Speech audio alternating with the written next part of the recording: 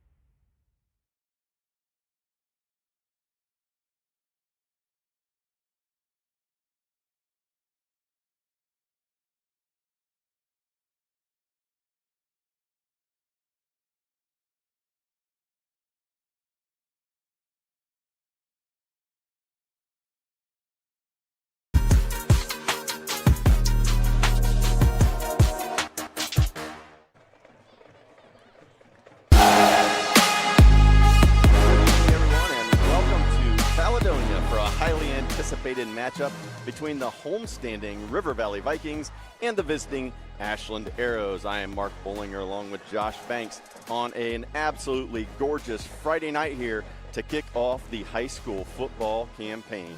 Last year, these two teams delivered an overtime thriller in the season opener, with Ashland beating the Vikings 26-20. And we expect another good one tonight, Josh. Absolutely. Beautiful Friday night here for high school football. Both teams are loaded with talent, and we talked about it before game. We're expecting a high-scoring affair tonight. We're expecting a high-scoring affair, and these are two teams that are going to try to get some improvement from a year ago. As we said last year, these two teams matched up. Ashland pulled out a 26-20 win.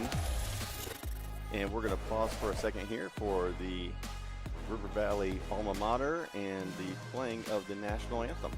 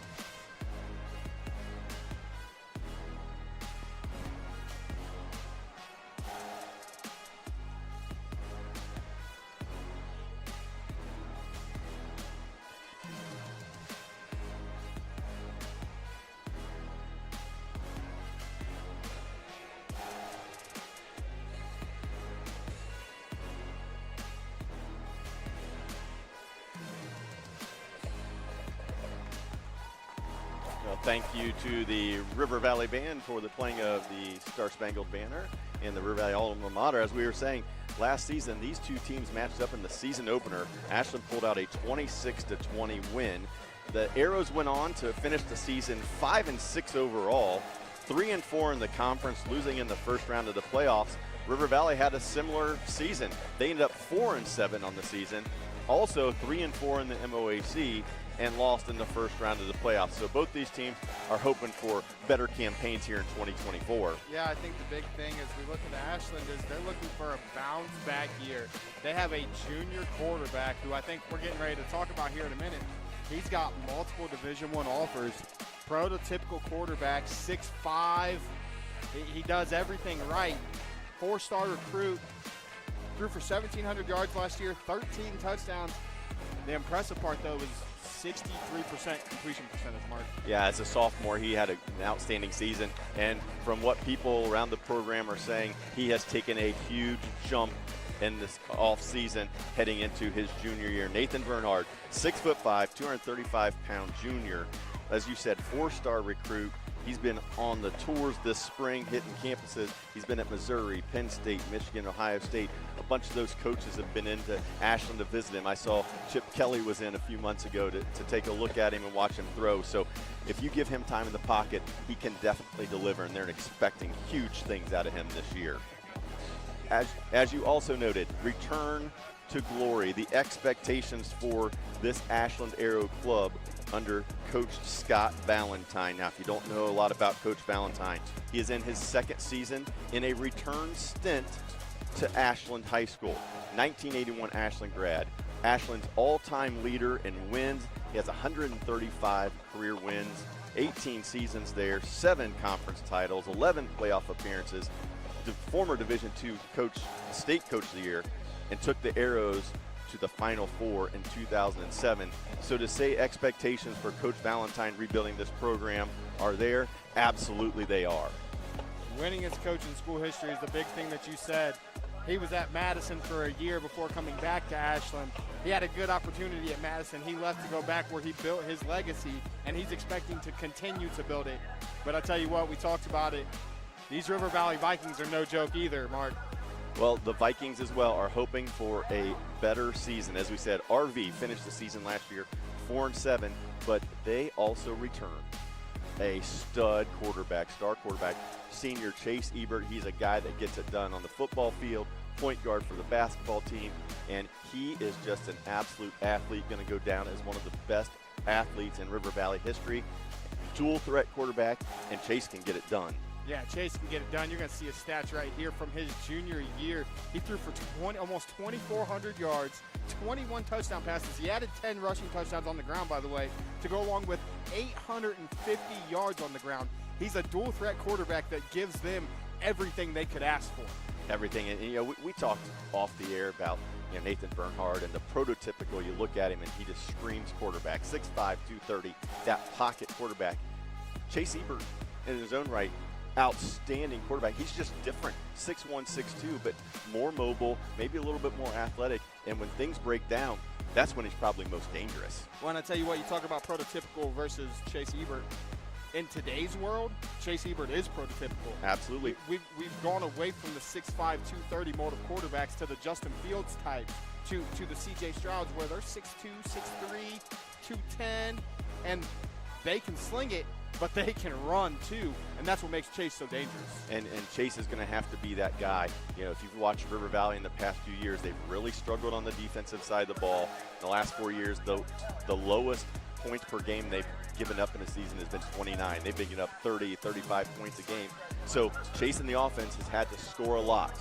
They're going to probably have to do that again tonight. And that's what's going to be the big question is, can they score with this Ashland Arrows offense? But the big side is, can they stop Bernhard and company? If they can get a couple stops and let their offense get in a rhythm, they got a really good shot to come out here 1-0. And looking at their schedule, it's not the most difficult. They play Ashland tonight. Next week they play Madison, who's up and coming. Then they play Buckeye Valley, and then they play Ontario. Yeah, so as you said, they got a great chance here if they can open up the season with a W. Now, we talked about Scott Valentine on the sidelines for Ashland. On the sidelines for River Valley, the head coach, Matt Waddle, 1998 Kenton graduate, assistant at Marion Catholic, Ridgedale, Marion Harding, served a couple different stints here as an assistant at River Valley before being named the head coach prior to last season. He was the co-offensive coordinator for 3 seasons at River Valley, so he has been around this and involved directly in this high-flying, attacking River Valley offense, and you're going to continue to see that, I'm sure, here in 2024. The plus part for Coach Waddle is you've got an offense around you that can run what you want to run. We were talking about it off the air. We had a couple teams open up last night, and Gallion really came out and took care of business on their home field against Winford. But that was kind of our conversating topic was Winford used to be one of the most scary teams within a 70-mile radius of this area. They were playing for regional championships every year. Coach leaves, new coach comes in, and now they're in a situation where they're rebuilding. They're trying to run a new offense, and they used to score 35, 40 points a game, and they only put up 13 against the Tigers last night. So you see that what's going to happen when, Chase is a senior? Do they have that young guy behind him that's the same type of quarterback that can keep running this offense for years to come? Right, absolutely. And that's something I'm sure Coach Waddle will be glad to deal with next year. He wants to keep Chase healthy, have him out there under center every snap this season, and see if they can put up some good things. As we said, the Vikings need to get it done on the defensive side. They're led on the defensive side of things by their anchor, Tyson Waddle, the coach's son. Led the MOAC in tackles last year, So he's going to be very instrumental and see if the Vikings can get a few stops. As both teams take the field, let's go ahead and talk about keys to victory. We're going to start with Ashland. What do you think it's going to take for them to come victorious here in Caledonia tonight? Well, for me, you start looking at this, I think you're looking at an offensive explosion. As we talked about multiple times, River Valley has struggled over the past few years stopping the opposing team's offense. I think Ashland is going to come out and look for them to hit for some big plays against this Vikings defense. On the other side of that, though, with Bernhardt at quarterback, they want to sling it. They're going to have to limit mistakes. He can't make mistakes and give this River Valley offense more possessions than what they earn. It'll cause some problems. On the other side of things, for the homestanding Vikings, well, for River Valley, I think you start off with, the defense. They've got to get some stops. The Vikings have struggled over the past 5 seasons on the defensive side. They really need to get some improvement on that side of things if they want a chance to compete for an MOAC title. The reality is the Vikings, I think, have the offensive ability to compete for an MOAC title. It's just how far along has that defense come into 2024? And that's going to be the big question, as that's going to close us out of our Knox Community Hospital pregame show, Mark. We got 2 minutes left till kick. I'm excited. I know you are. So let's talk about some prediction. What do you think is going to happen tonight? Well, you have 2 outstanding quarterbacks. And when you look at Bernhard and Ebert, I think not only do you see 2 guys who are outstanding quarterbacks, but they're outstanding leaders. They are the guys that the rest of this team looks to and they play off of. I think especially on the River Valley side of things with Ebert, who is the senior, as I said, 4-year starter in basketball, he will be a 4-year starter in basketball, outstanding. He is just one of those guys that has that it factor and just rallies the troops around him. Everybody on this River Valley sideline looks at number 4 and believes they're going to win. You go to the other side, you're Ashland. You've got 14 to 17, 18-year-old guys over there. You know that your quarterback is a 4-star Division I recruit. You see Michigan. You see Ohio State. You see Penn State coming in there to talk to him. That has to breed the same amount of confidence. And that's going to be something I'm curious to see tonight is these young guys over there on that Ashland sideline, they see all these people coming in to visit. That can do one of 2 things to a kid's confidence. That can boost it through the roof, or that can scare them and make them kind of struggle a little bit. You get nervous. Who's going to show up at the game to watch him? Are they going to check me out too? What are the chances that we see those different types of emotions, especially from, say, a sophomore that might see the field? Well, and I think that's where coaching is such a huge part. Coach Valentine, he's done this. He is a veteran. He understands what it takes. And I would guess that he has had those conversations with his team. Block out the noise. Block out the guys up there with the logos on their shirts from all the different colleges. You go out there and do what we do. Be us. Be us. And I would like to think that Coach Valentine and that coaching staff has already handled that and addressed it. But when the lights come on and the ball's in play, he can't go out there and do it for them. I'll tell you what, this is my first trip here in Caledonia to River Valley. I didn't get to come to a basketball game. I'm here for a football game. I've been to a lot of places over the last 3 years covering sports, and I couldn't tell you the last time I seen both sidelines, both stands, almost packed to the max on opening weekend. Well, it's been a special day here. So River Valley, they had a special event that they have made an annual tradition. The kids were able to get out of school an hour early today. They called it Viking Bash. They had the inflatables out here, the food trucks, big, just basically pregame party. Brought all the students in, K through 12. Just a great community showing tonight here to support the Vikings. And with that, here we go, 2024 about ready to kick off here at River Valley High School. Ashland will kick off. Doing the kicking duties is number 88, Carson O'Brien. This is where both teams can set the tone of how this game is going to go. Well, the opening kick. Confidence early is going to be important for both these squads coming off of losing seasons. And there's our kick. And not sure if it hit Lang. It did. It hit him before it went out of bounds. So an early mistake there by Colton Lang.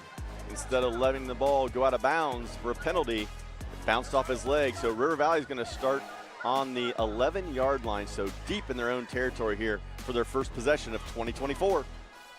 And that could be a costly mistake by Lang there. You let that ball go out of bounds, you're getting an extra 20 yards. Now, you have a senior quarterback that you can trust. Let's see what he can do with 89 yards in front of him. Well, Ebert in the shotgun. Vikings spread, of course, 4 wide receivers. Lone back, able to get the penalty. So the count, they got offside, so easy 5 yards there for River Valley. Just senior quarterback able to draw them offsides. 1st and 5 for the Vikings. So Ebert at quarterback. Kind of gets out of his own territory there too. Ebert at quarterback, no Wink. 5'11" junior set to his left. Tried another hard count there. No budge that time. Handoff, and he may have got back line of scrimmage. Looks like gain of maybe a half a yard. Cooper Smith, senior defensive tackle, met him at the line of scrimmage.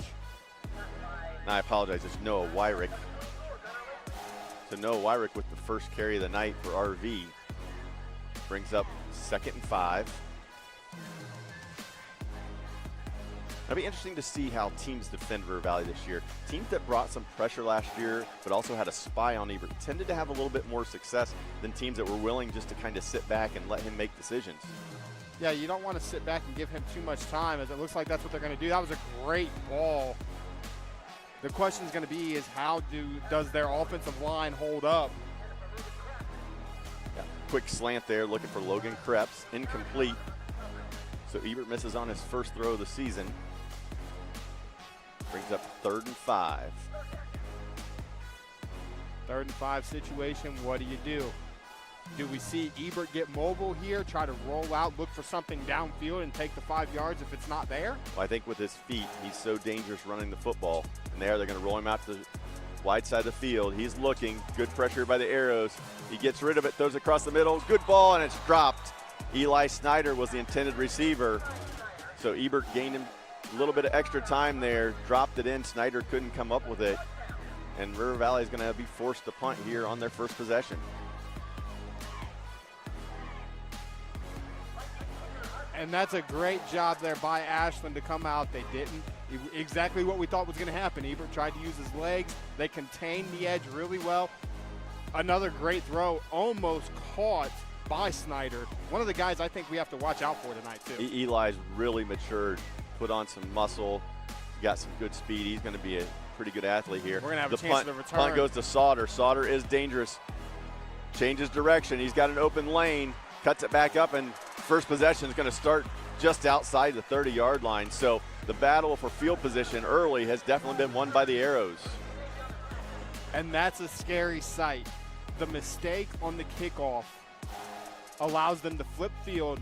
And now instead of you being at the 35, you gain 5-10 yards on that first drive. You punt it there on their 20.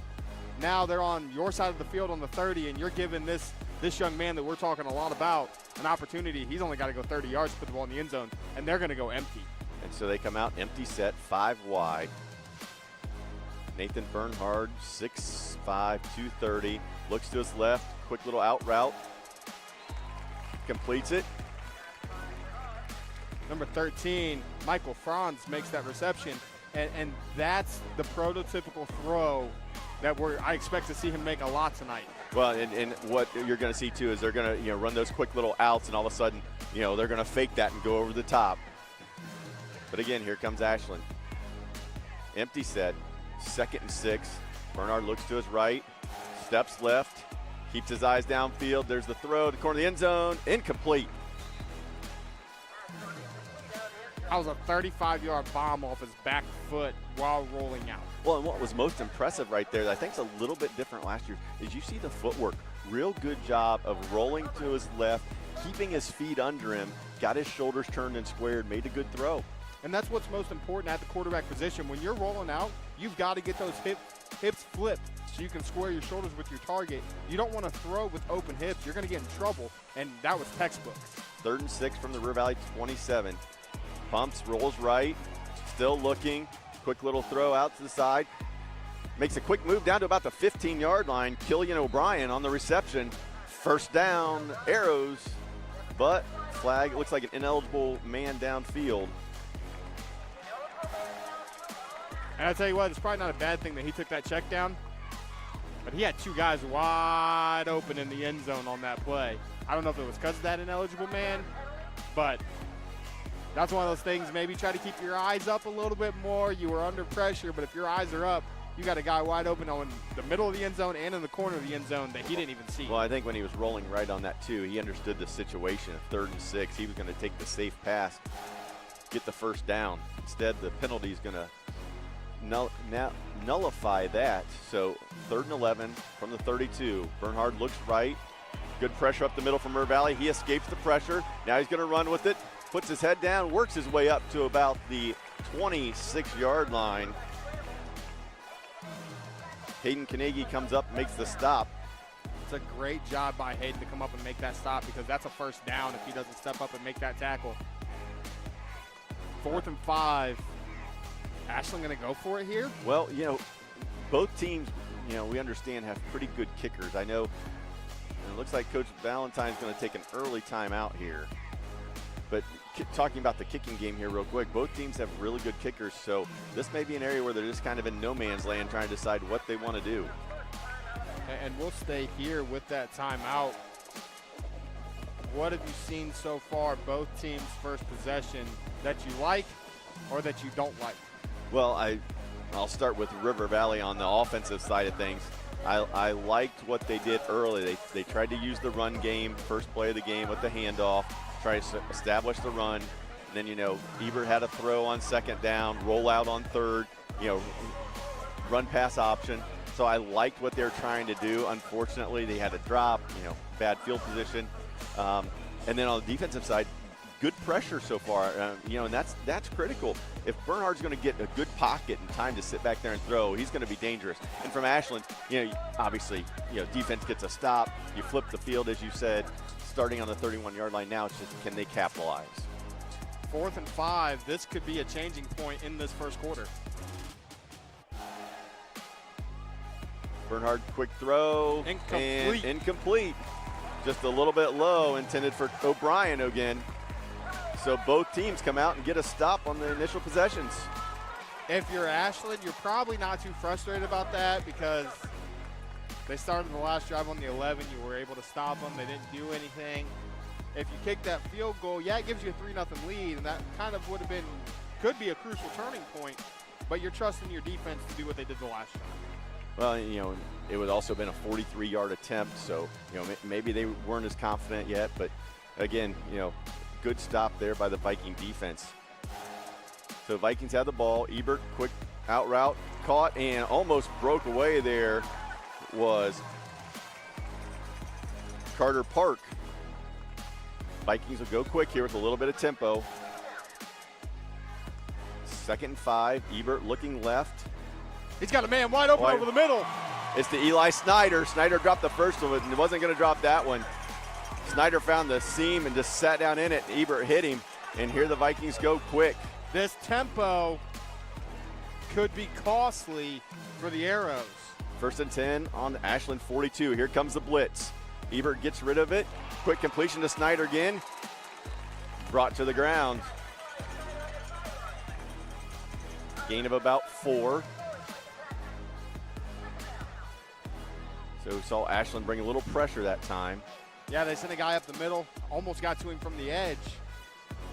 Ebert's just so good at getting that ball out before the pressure can get there. He's got a man downfield. He's looking for him. And just a little bit wide. Looking for Luke Axline there along the sideline. But again, Ashland got a little bit of pressure. Yeah, over the season last year, I got to see quite a few River Valley games. That was one of the other things that you saw happen is at times they broke down and Ebert just, there were some games he just kept taking shot after shot and you're just, worried about his health and getting through that, and he just had to be wore down as the season went on. But that was 2023. 2024 could be very different. Looks like they're going to bring some pressure again. We're going to have a false start. Yep, Third and 6 becomes 3rd and 11. And it looked like the right guard may have moved early, so 3rd and 6 becomes 3rd and 11. And you've seen that middle linebacker creeping. Hinted pressure. Got a little flinchy there, trying to maybe reread his protect or get a new protect from the center. Might have been bringing pressure on the outside too. Vikings are going to split 4 guys to the wide side. They go one-on-one left side, and quickly there it is, and it's catch. Throw and catch to Axline. So they put 4 guys on the right side of the field. Ebert immediately comes to his left. Axline was one-on-one. And Luke you makes the overload catch. one side, leave a guy one-on-one on this side, trust he's going to go make a play. Ebert, quarterback draw up the middle. Breaks 1 tackle, nice little gain. Keeping them honest on the pass rush. And they're still going quick. This tempo is, wow. It's tough. It's what they like to do. That's why they score so many points. Senior quarterback leading the way here. He's comfortable and confident. 2nd and 6. Ball on the 23. A little bit of a high snap. Ebert's going to roll right. Looking back over the middle. Good decision just to take it himself. He was looking back across the field. Might have been a dangerous throw. Good decision there by Chase just to keep it. He thought about it a couple times. You've seen that head turn. He's seen something over here. He's a little bit of a gunslinger. He's not shy with it at all. I can see that already. He is not shy. He does not shy away from anything. Going back 2 years, it's a little bit of that Brett Favre mold where, yeah, some may get picked, but he's going to make some great plays as well. We're going to give him a gain of 1. So 3rd and 5, 22. Ebert rolls right. Quick throw, gets the first down. Again, Carter Park. And I tell you what,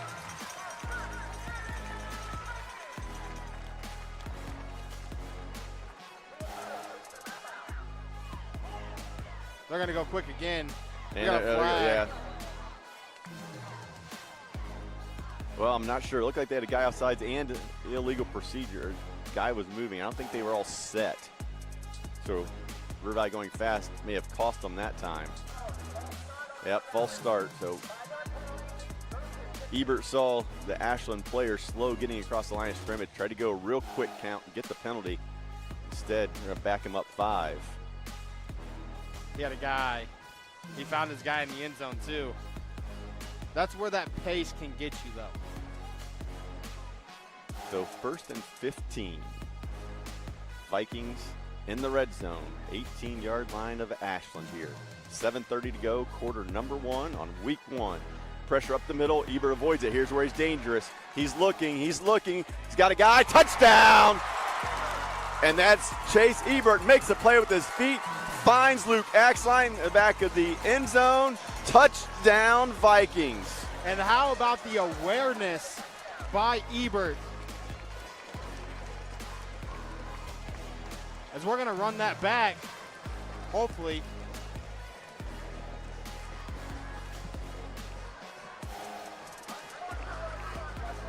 Fix that later. Ebert. But the ability to scramble and find his guy in the end zone. I mean, what more can you ask for out of your senior quarterback? So 18-yard touchdown pass. Chase Ebert to Luke Axline, and River Valley is on the board first here. They did give the Vikings an unsportsmanlike penalty for excessive celebration, I believe. They'll enforce that on the kickoff, but in comes Hudson Pollock. And the extra point is blocked. So the Vikings score here in quarter number 1, 7:22 to go. River Valley 6, Ashland 0.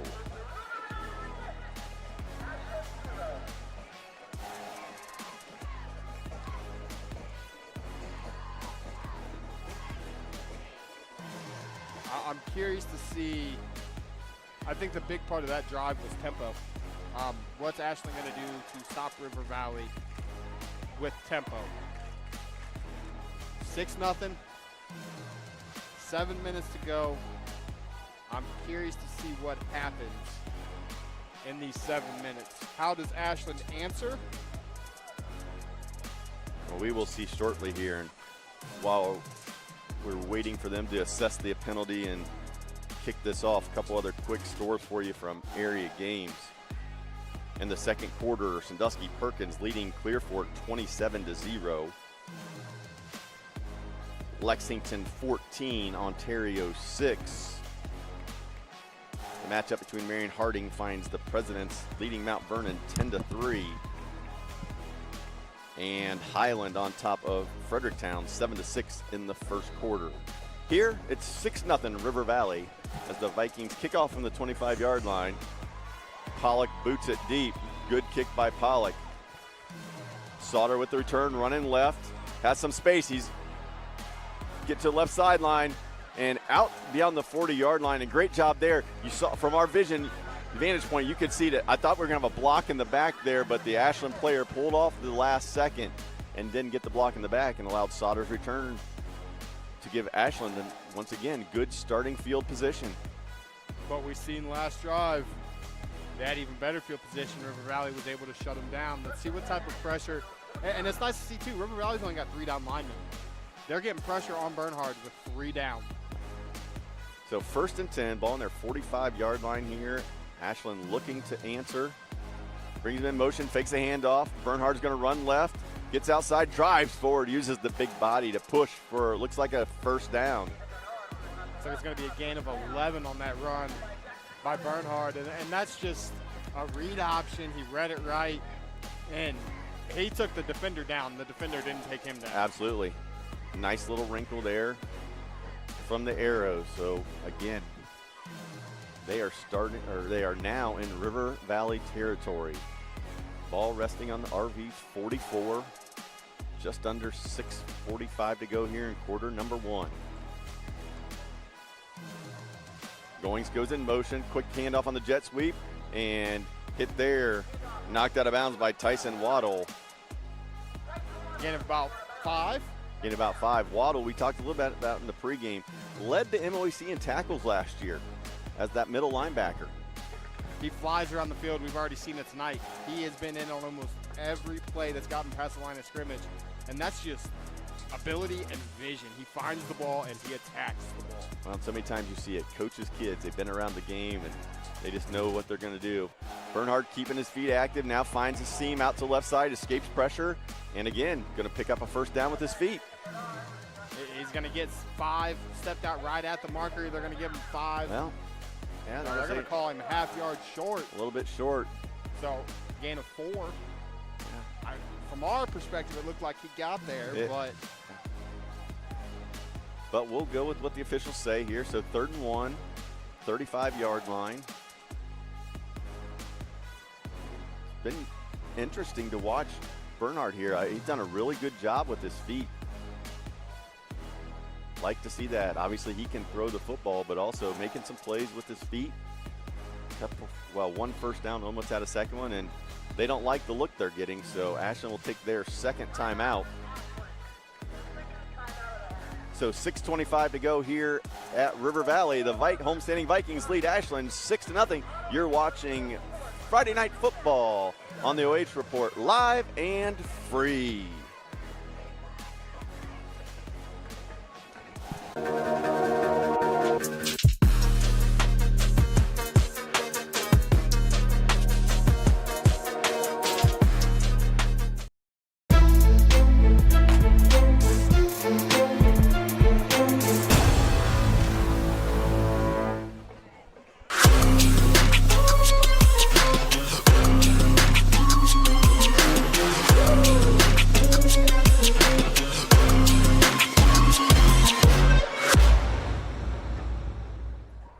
Instead of paying.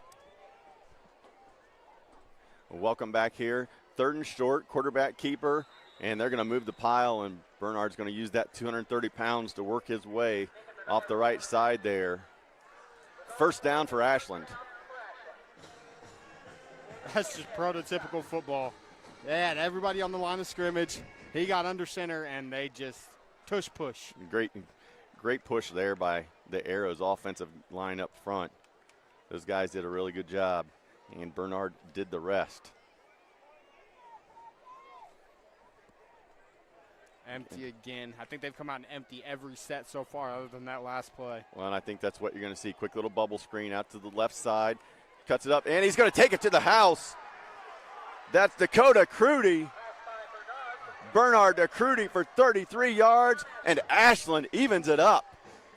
And how about the play by the receiver? He caught that bubble screen, and he made 3 or 4 guys miss up the sideline. And from that point on, that's just pure speed.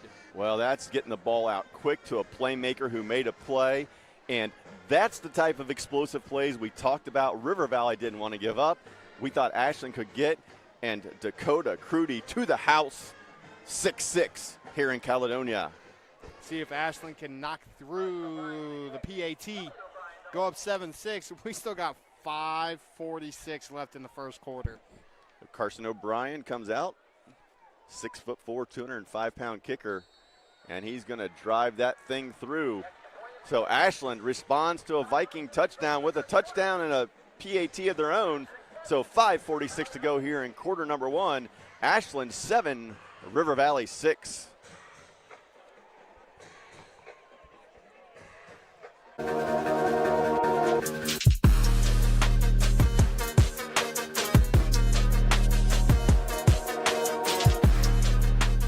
Instead of paying for some big-name spokesperson, Casasa Checking gives that money back to you in cash rewards. In fact, you just bought me this cup of coffee. See how that works? Amazing! Free checking, cash rewards. Take back banking with Casasa.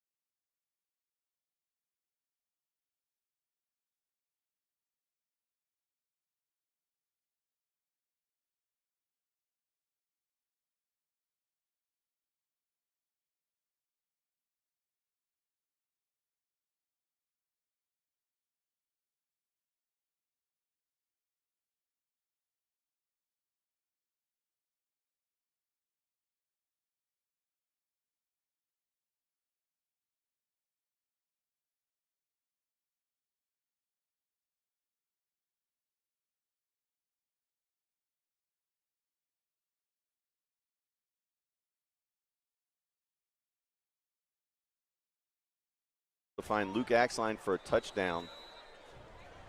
See if the Vikings can match that here on drive number 3.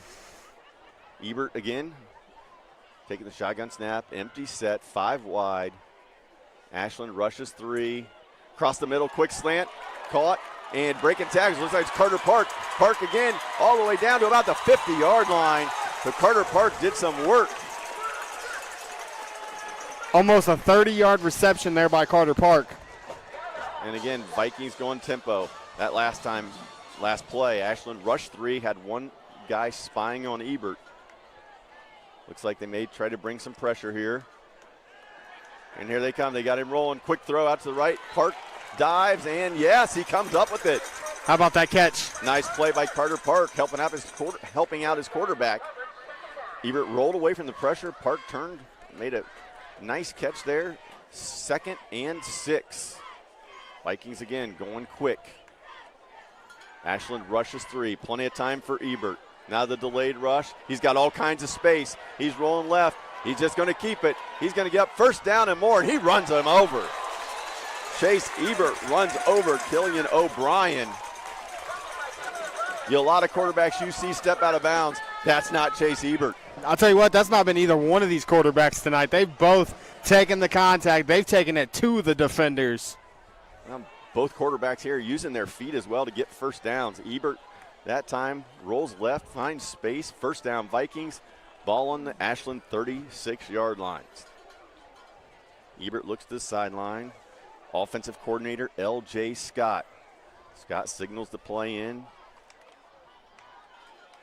Ebert looking, quarterback draw, again, space, breaks the tackle, inside the 25, down to about the 23-yard line. You cannot arm tackle Chase Ebert. And that's just a phenomenal run there by Chase to be able to slip the tackle. Tempo again. Ashland wasn't ready. Ebert looking, quick throw, looked like it was intended for Luke Axline. Incomplete. That's almost a dangerous throw there, as he had two guys sitting kind of in the same area. The more guys you got there, the more defenders there are. But, again, he's a good enough quarterback to know if I'm going to throw it in that situation, I'm throwing it to where only my guy can catch it or my guy's going to miss it and it's going to go out of bounds. Well, for a lot of people who, if you haven't watched River Valley multiple times, there are so many plays like that where Chase is going to end up rolling right or left, and it's almost like backyard football. Guys just start trying to find places to go, and he finds them, keeps the play alive. Here we go again. He looks, throws it deep. He's got a guy. Oh, almost came up with it. But, again, going to be incomplete. It's going to make it 3rd and 10, but that's exactly what you were just talking about, Mark. He scrambled. These guys just break off their route and try to give him a body to throw to. Exactly. So many times they run that initial route. Nothing's there. They break it off. He's just extending the play, and they're just trying to show him their numbers and see if they can make a play. 3rd and 10. Ball on the 23-yard line of Ashland. River Valley is in field goal range. We'll talk about Hudson Pollock here in a minute. Quarterback draw. Ebert, oh, nice tackle there by Gunnar Lacey. Middle linebacker met him in the hole. If Chase slips that one, it's probably a touchdown. It's probably a touchdown. Well, we mentioned Hudson Pollock. Pollock, outstanding soccer player for the Viking soccer team. Preseason nailed a 57-yard field goal in the scrimmages. And they're going to leave the offense on the field. He was booming it in pregame. River Valley going to go for it on 4th and 9. Here comes the blitz, and Ebert escapes it. He's got room.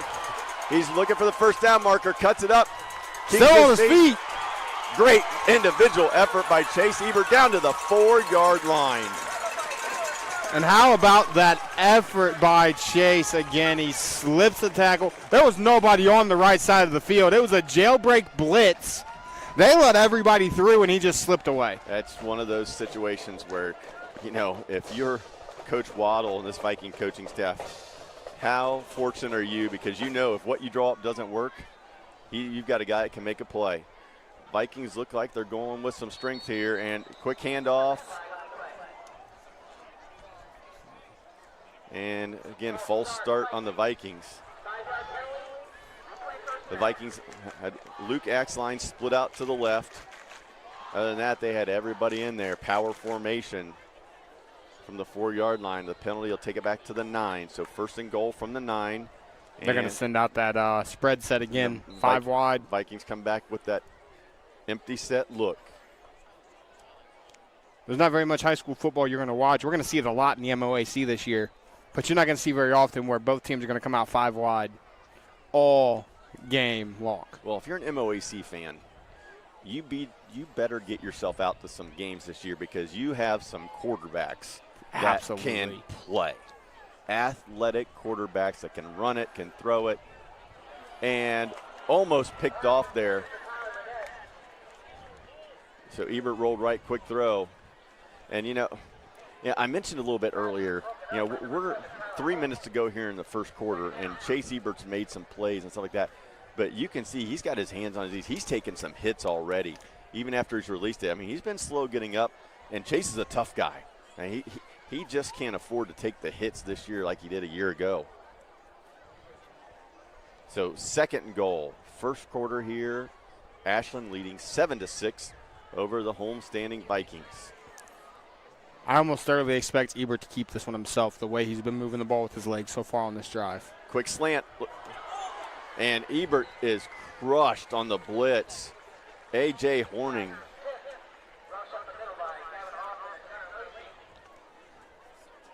And falls incomplete. And again, in between plays, Ebert bent over trying to get some air. So 3rd and goal here for the Vikings. You have to think if the Vikings don't score here, they're going to bring out Pollock and try to get the 3 points. You have to think you want to get the lead before the end of the quarter. But your offense is moving the ball very effectively, so do you take the chance? I think, the Vikings have slowed tempo, and I think a lot of it is just trying to give Ebert a little bit of a break. And with that, River Valley sees Ebert struggling a little bit still, and they're going to call timeout. So 3:02 to go here in Caledonia, the home of River Valley. The Ashland Arrows have made the trek over here to Marion County, currently leading River Valley 7-6. And I'll tell you what, talking about Ashland being in Marion County, they're going to be here 2 weeks in a row. 2 weeks in a row. Next week they get to go a little bit farther west. They go a little farther west to face a Harding team that we were both talking about earlier. We're covering MOAC. You and I are going to be on a lot of MOAC games together this year. We talked about it pregame. It's going to be a lot of high-powered offenses. You've mentioned the quarterbacks. I mean, if we run down the list of them, you've got a senior here at River Valley in Chase Ebert. You've got a senior at Ontario, Ohio State recruit in Bogdan Miller. You've got a senior at Gallion in Braxton Prosser. I think the only youthful position in the league is probably your Clear Fork team. They're young at most positions, but Pleasant, Harding, Well, Owen Lowry at Pleasant. Yep. DeVito from Shelby, all league guy. I mean, that's the thing is you go down the list, and this league is just loaded with outstanding quarterbacks. Bad snap. It's going to be recovered by Ashland. Bad snap, and the Vikings turn it over in the red zone. So low snap. Ebert wasn't able to come up with it. And our first turnover of the game goes the way of Ashland. Big stop there in the red zone for the Arrows. 2:58, but here's going to be the interesting part of this drive for Ashland.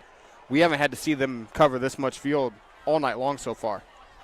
Do we finally get to see what Bernhard can do with the arm? Because he hasn't really got a chance to show it off yet. No, he's went to his checkdowns, quick little throws, bubble screen for a touchdown. We have not seen him go over the top yet, but from everything I've seen from him a year ago and things like that, he's got the arm strength to do it. Quick little jet sweep. There's space out almost to the 30-yard line. Looked like Brendan Henderson. Had a flag come in from the umpire in the back. The head official threw that flag from like the 5-yard line. I don't know if it was a clip or a hold. It's going to be a hold. He moved the flag up, so it was late in the run. It's one of those tough calls as a coach you don't like to see. Your running back already basically had the first down. Sometimes, a lot of times, it's like beside or behind the play on a guy that's not a defender that's not going to make the play, unfortunately. That's the 3rd penalty on the Arrows here in the first quarter as well. So that's going to set them back from the holding, the spot of the foul. It's, again, 1st and 10. So we're going to do it all over again. Clock just inside of 2 minutes and 45 seconds here in quarter number 1. No motion man this time. Yep, he's going to bring one in motion. He's going to hand it off again. They've got it sealed. Nice little gain. Looks like about a gain of 7. Tyler Sauter with the carry. And Sauter's another one getting some looks. I know that he was on a visit to Tiffin, and he's got the opportunity to play at the next level. Good Tiffin program that did well in the playoffs last year. So exciting times for Tyler as well. A lot of the kids from our area that we're going to get to cover this year have the potential to go play at the next level, and I'm just excited to see it. And that was a great run by Tyler. Bernhard's got a chance. He's going to get it to him. There he is again, Sauter again. Well, 2nd and 3, and Bernhard just takes a couple steps in this drop and just fires it in there. That's a rifle. That is a gun. The guy can sling it. Move the chains. First down, Ashland. Ball out to the 31-yard line. Ashland sideline signals in the play call. One thing we've noticed with Ashland, too, the last 2 drives is that almost every play, unless they're throwing it, they brought a guy in motion. Yeah, that first possession, they didn't show that look. Bernard's with the keeper right up the middle. Ball comes out late. It looked like the ground may have caused it, but again, nice job by Bernhard. Going to take it, gain of 9, and almost picks up a first down. And I'll tell you what, there's Waddle with a big hit on Bernhard as he tried to extend for extra yardage. He's the one that about caused that fumble there. Well, when Waddle hits you, you're going to know it. You know, he led the MOAC in tackles last year, and most of them were pretty violent. 5'10", 215, I thoroughly expect it to be violent. Franz in motion, gets the handoff, breaks the tackle, cuts forward, able to get the first down.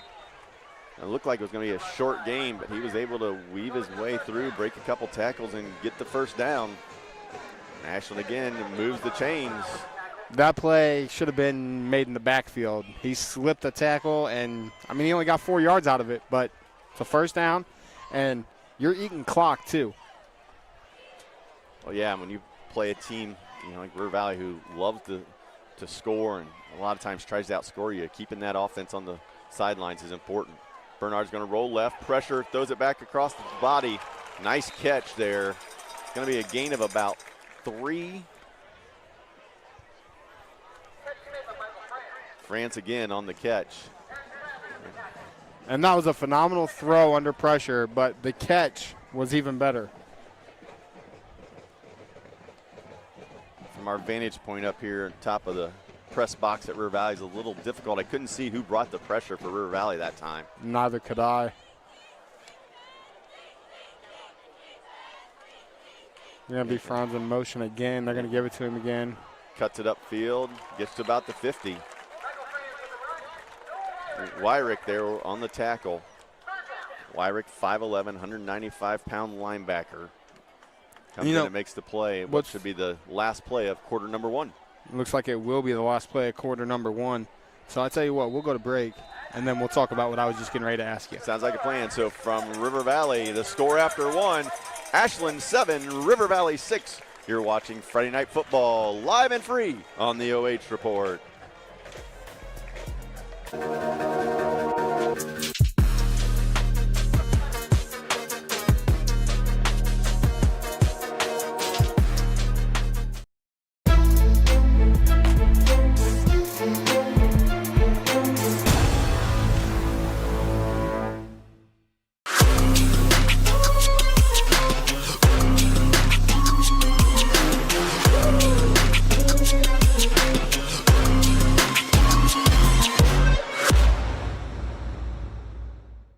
Instead of paying for some big-name spokesperson, Kasasa Checking gives that money back to you in cash rewards. In fact, you just bought me this cup of coffee.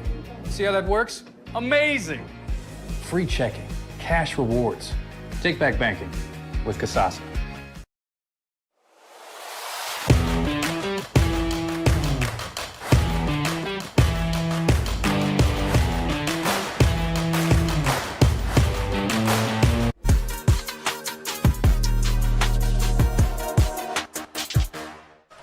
Welcome back to River Valley. 3rd and 6. Bernhard on the slant, completes it. Dakota Crudy with the catch. Oh, once again, Ashland moves the chains on a 3rd down conversion there. Great throw by Bernhard. Hit Crudy in stride. And that's just the rifle. I mean, we've talked about it all night long. We haven't seen him go over the top yet, but these quick throws get there quick. The ball gets on him in a hurry. Yes, it does. Bobbled the handoff, but he was able to get it to him. It looked like it was O'Brien again. O'Brien or Sauter? It was Sauter. It was Sauter, yep.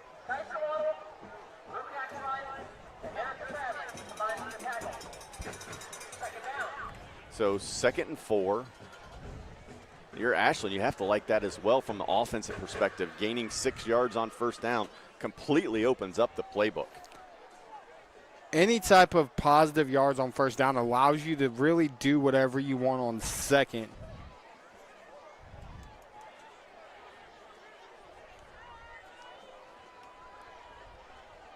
Bernhard takes the snap. Again, not looking to go over the top. Pressure coming, he slips away from it. I tell you what, that's textbook quarterback play by Nathan Bernhard to find the guy downfield. Well, that's the step I think that people were talking about that Bernhard made in the offseason. Under pressure, stepped up into the pocket, avoided the pass rush, slid left. As soon as he saw the defender come off his receiver to come up to make a play, dropped it over the top. Another first down. Thing of beauty. Textbook. I'd love to pull up a replay and show it to you guys, but these guys are going so fast we don't have time to pull up replays. As he's already he's in the gun again. He's going to hand it off. It's France this time. Michael cuts it up. He's going to take it to the house. Touchdown. Michael France from 14 yards out. Ashland lights up the scoreboard again. And that run is everything you want in a run, as they're going to trot out for the extra point. Again, it's bottled in the middle. River Valley has 4 guys plugging that hole, and he just weaves his way through it and runs through a tackle to the end zone. You know, and give a lot of credit to the Ashland offensive line there. Even though Rhode plugged that hole up, they were able to move people, get some good seal blocks there, and allow France to take it in for the second touchdown of the night. And Ashland is finding their footing on the offensive side. And it's the arm of Bernhard that's getting him there, as that's going to be wide left and no good. So Brian misses left. The lead will stay at 13-6. So 10-11 to go here at River Valley. The visiting Ashland Arrows with 2 consecutive scores to bounce back here and take a 13-6 lead. You're watching Friday Night Football live and free on the OH Report. Before we get out of here, though, you want to take a look at that replay? Yes, that touchdown? Absolutely. Comes in motion. Like I said, the middle's clogged. He just slips through, finds a way, and battles to the end zone. Well, you get a couple of blocks there in the middle, and then the reality is you have 2 to 3 missed tackles, guys that maybe could have made the play and didn't. And I know, some people look at, he was almost ready to score anyway. Well, you know what? You never know. You make the tackle. If you can make that tackle at the 4-yard line, what's going to happen on the next play? Well, and here's the other thing, too. Both of these teams, they want to come out and they want to sling it. We've already talked about that. You stop them on the 4-yard line, you take away that ability to sling it. You're forcing them almost to get under center and go to a traditional offense. Oh, Ashland kicks off again. They go towards Lang, and this time it's going to bounce out of bounds. So 3 kickoffs have all went in Lang's direction. That one goes out of bounds. Every kicks went left. When he was kicking towards the school, it went left corner. And now the last kick he did towards the school was left corner. And now this kick towards the cornfield goes left corner as well. I don't know if it's by design. He's hoping to put it just close enough to the goal line to where Lang has to play it. Well, it's like he's trying to get it between the numbers and the sideline. It looks like they're trying to put it around the 5 to 10 yard line, just in that coffin corner, tough area, to make that return difficult. So ball goes out of bounds. Penalty flags fly. River Valley takes the ball on the 35-yard line. Chance to even it up or go ahead with a touchdown 2-point conversion. Ebert tries to draw the Arrows offsides. They don't go offsides on that second hand clap. Ebert with the snap, looking to his left, avoids the pressure. There's more pressure, and Ebert's going to take a hit, and the flag comes out. We're going to have a hold. And we're going to have an Ashland player down as well. He's up. Something I think we see more regular at the high school level when they make that scramble attempt. More often than not, we see a hold call in the backfield. And that's just, listen, I know coaches are against it, right? No coach wants to see a hold called. But that's your lineman trying to protect that quarterback from getting killed. And it's normally from the blind side where it happens.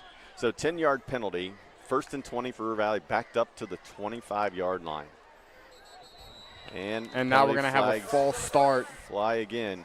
Yep, false start, so 5 more yards. And this is where it could become an issue. You're down 7. You're still in this game. 9 minutes to go in the half. Don't shoot yourself in the foot with penalties. Well, I believe that's the 5th one of the night for River Valley already. Yes. So 5 penalties in basically 14 minutes of play. Something the Vikings are going to want to clean up. The good news is with this offense, 1st and 25. Is nothing. Nothing. That's one play. Ebert quickly to the outside, and Park lets it go through his hands. So quick throw to the flat. Carter Park unable to make that catch. And it looked like he was going to have a little bit of space. I got a nice downfield block there. Logan Krebs is taking out his defender. Yeah. If he catches that, if Park catches that, he's got one man to beat. And that might be a touchdown. Absolutely. Trips, near side. Yeah, look for Revi to come back to that quick throw to Park at some point tonight. Might be right here. They had the space. Kind of the same setup. They're going to look for it again. No, Ashland bails out. And he might get another hold. Nope, but they got the sack. So it looked like they're going to get a hold off the right side. Instead, the pressure came from up the middle. Big number 75, Grayson Blau, sophomore. Well, the big fellow did some work there. Moved the line of scrimmage, and River Valley's going in the wrong direction. 5'11", 255 as a sophomore. Big fella doing some damage. River Valley goes 4 to the right, trying to get one-on-one coverage on the left. They have it. Ebert goes down the middle and almost picked off. Jackson Aber broke that one up. 3rd and a mile. Ebert threw the ball 30 yards in the air. And even if Park catches that, they're still 10 yards short of the first down. Yes. Well, it was interesting there again. River Valley, had quads on the near side. One-on-one coverage on that backside with Luke Axline, one-on-one.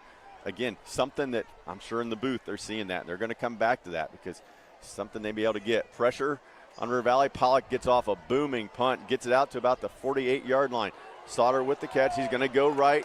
Flag comes in. It's going to be nullified. He takes it up to about the 36-yard line, but as we said, the flags were flying, and that's going to be a hold. Come back. Hold on the far side of the field. But good job there by Hudson Pollock. Punting from basically his own end zone, is able to get that ball out near midfield. And with the penalty, it'll push Ashland back. But for the most part tonight, Ashland has to be absolutely elated with their starting field position. Absolutely. While we're waiting on Ashland to take the field offensively, let's go over some quick score updates. I got quite a few of them here. Sure. Hopewell Loudon leads Cary at halftime, 14-7. Okay. Seneca East leads Crestview. That one actually shocks me, 28-7. A little bit bigger margin. I figured that would be a close one. Lexington leads Ontario 14-6 in the second quarter. Okay. Akron St. Vincent St. Mary up 7-0 on Mansfield Senior. Northmore 41, Upper Sandusky 0. Northmore's expecting big things this year. They got a lot of skill guys back.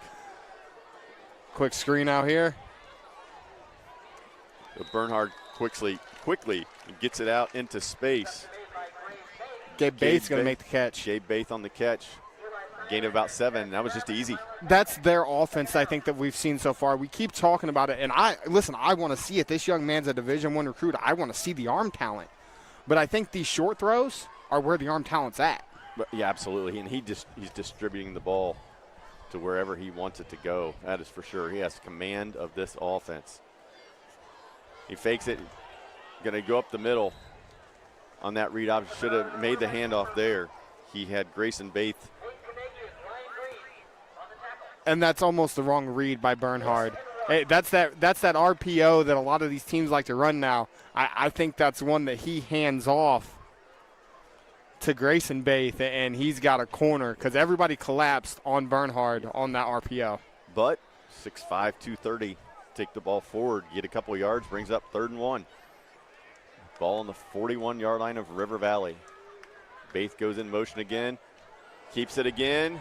Oh, tackled around the neck, but must not have been the face mask. No call there. On the tackle was A.J. Thorpe. Brought down Bernhard. Loss of 1 on the play. Chance here for the River Valley defense to get off the field. And it looks like they're going to. It looks like Ashland's going to send out the punt team. They're going to try to flip the field. 6 minutes to go. They're going to try to flip the field, pin River Valley deep, make them make a drive. If I'm River Valley, I'm watching for the fake here. Yeah. 4th and 2. I mean, good location to do it. 13-6, 6:47 to go. Or maybe you trust in that what your defense is doing. You try to pin them deep. And it looks like a little bit of confusion, and now there's going to be a delay of game. So confusion on the Ashland sideline. They weren't sure what they wanted to do, had some personnel issues. So that'll bring it back 5 yards, and now I would expect them to punt it. I mean, you thoroughly, in this situation, now you're out of that range of maybe going for. Then again, we've seen some crazy stuff happen. You never know. They might have been a man short, as we just seen somebody run out on number 30, just came out on the field. They might have been a man short, and they were trying to figure out who was supposed to be on the field. First game, working out the kinks. So 4th and 7. Ashland punts it away. And that's a beauty. What kind of roll is it going to get? It's going to roll. It's going to be down just right at the 15-yard line. So Ashland is going to turn it over to their defense here.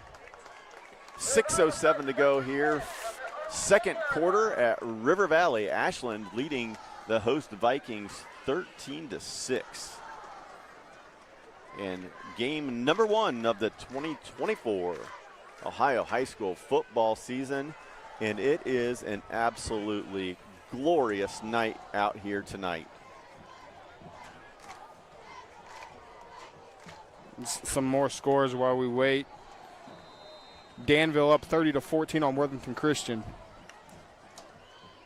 Ebert almost got him offsides again. They've done that on 3 possessions where the first play they went with the hard count with the claps. They used the clap. This time the snap goes to Ebert. Quickly gets it out. Nice little gain there. Again, there's Eli Snyder. His go-to receiver, him and Park, so far this evening are the go-to guys for this River Valley offense. And here's that tempo again.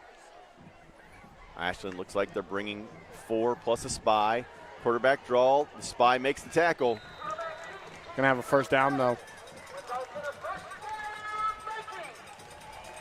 That spy is going to be critical for the rest of the evening because a lot of the plays have been made by Ebert and his legs. So 5:36 and counting. I know River Valley likes the tempo here, but you might want to try to make sure that you don't give the ball back to Nathan Bernhard here in the second quarter. If you do, there's not a lot of time left. If you give it back to him, it needs to be under 2 remaining, and we're going to have another penalty. We're going to have a false start again on River Valley. Shooting yourself in the foot. You just made a great stop defensively. You get a first down, and now you go from 1st and 10 to 1st and 15, and you're giving this Ashland defense more momentum. NFL, college, high school, we talk, the media, fans, the glory positions, the skill guys, but still the game in the trenches is where it happens. Yep. It happens, and yeah, it's just a little bit of struggle so far here in the first half for River Valley. Again, Ebert with the quarterback keeper, designed quarterback draw. Souder met him. It was a great tackle by Souder. But that's where the last 2 drives we've seen a lot more Ebert runs. Well, I think it's a little bit just the offensive line not giving him the time and the protection. Looks like Ashland's going to bring pressure here. Showing 6 guys. We'll leave man-to-man coverage. Quick little bubble screen. And almost broke it. Luke Axline gets the first down, but I thought he was going to have more. Shoestring tackle kept Luke from taking it to the end zone. That would have been a game changer. Ebert looking. Here comes the pressure. Avoids 2. He broke a tackle. That's 3. Breaks the 4th tackle. Finally, Ebert is brought down. Chase Ebert breaking tackles left and right. Flag comes down. Probably going to be a hold or block in the back. But it's still going to be good enough, I think, for the first down. Well, I tell you what, while we wait for that penalty to come out, let's have a look at that magnificent run by Chase Ebert. Well, there's 2. There's 3. Might as well be 4. He spun off of the guy. Yeah, it was the guy behind him chasing the play. And they picked up the flag, by the way. No flag on the play. So no flag on the play. So the Vikings in business.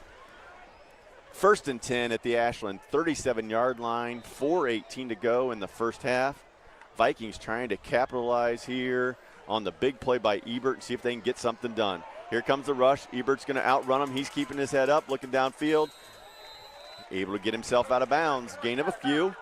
So what could have been a negative play ends up being another positive gain for River Valley. And that's the advantage you have with a quarterback like Chase Ebert. He dropped back. He did his 3-step drop. He's seen nothing. He stayed in the pocket long enough to where somebody could have made a play, and then he got out of bounds. Well, the Vikings are going to send 4 to the wide side of the field. This is where they have Logan Krebs down here one-on-one, ISO'd. And they're going to look for him. He's got him 6'5". beat.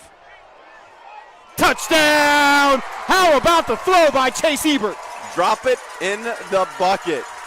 Logan Krebs, the big fella, ISO'd one-on-one. 6'5", 180. Ebert threw it up, and Krebs hauled it in. Touchdown, River Valley. And I tell you what, that's not even a play where Krebs had to make a play. That was the perfect throw. Ebert seen the one-on-one. He knew when that ball was snapped, this is where I'm going. And for a big guy, he moves well, let me tell you. Absolutely he does. Logan can move. Pollock with the extra point. It is good, and we're tied up. Well, we saw it earlier. We thought it was going to be Axline. Instead, they flip it. It's Logan Krebs out here who gets the isolation, beats his man. Ebert drops it in. Touchdown, River Valley. Here you go. Here it is, too. It's a. It's what you do. I know we keep talking about Bernhard, okay? Rightfully so. We see the offers. We see what's coming to him.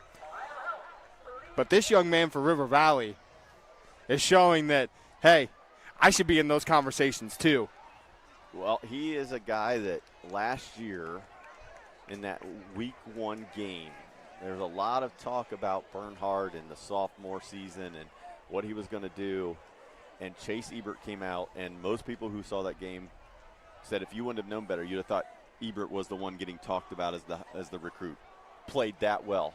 Throughout the season, he's played that well. You've got a 6'1" guy here who can flat out play. That's what it is, too. Like, this isn't your prototypical quarterback. This is a young man that knows the game of football. He wants to play the game of football. And let me tell you, he's pretty good under center. He is a gamer. Ball gets into the end zone, so it'll be a touchback. But yes, Chase Ebert, we talked about so much tonight. Flag just flew in. Not exactly sure what's going on there. It's over here by the River Valley players. Was it a flag or was it a glove? No, it was 1,000% a flag. It's right down here, right by 57. Yeah, it's about 7 yards off the field. And personal foul on Ashland. So That now hurts. you're going back 15. Yeah, so what should have been a drive starting on the 25-yard line.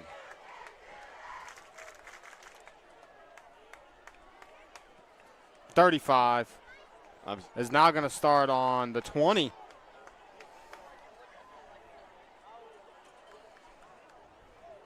Yeah, yes. Gonna No. they're gonna take that. I think it's going to go to the 10. Yeah, Half the distance. Okay. All right, so then it would have been on the 20. all right, so we got it worked out here. So 3:57 to go. Ashland will take over, start the drive on the 10-yard line. But what a difference this makes. Now, one mistake here, River Valley used some timeouts here, get the ball back, see if they can get a touchdown or some points before the half. But Bernhard and company are not thinking that. They're not thinking 3 and out. They're thinking let's get down the field and score here before we head for the locker room. Quick little handoff up the middle, and again, nice gain, and 2 flags come flying in. Franz was the ball carrier. Two flags. We got a hold for sure. What's the other one going to be? We got 2 holds. The back judge threw the second flag.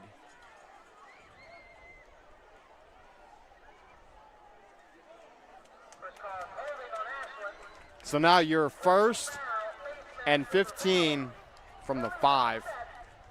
Well, there's an offset. Offset. Yep, going to offset. Tell you what, now that the sun's down, this might be one of the best views I've been to in a while.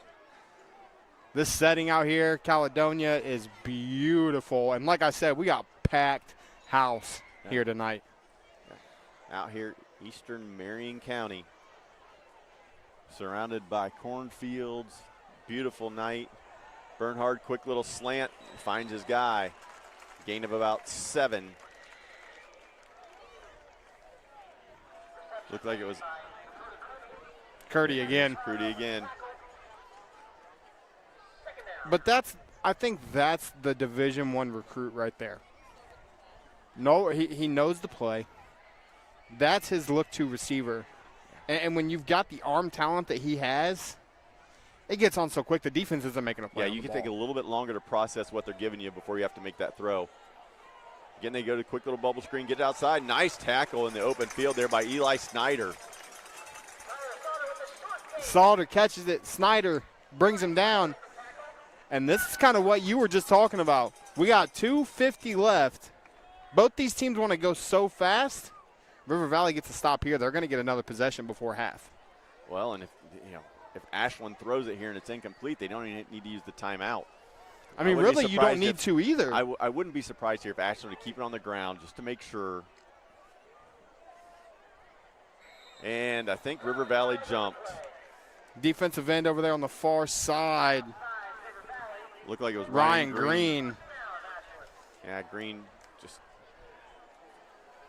thought he had a play there and jumped a little soon. And now you stop the clock, you move the change. Mental mistake. Another mental mistake, penalty in a big situation. See if Ashland can take advantage of it. But they also don't want to do anything crazy either and turn it over. So 1st and 10.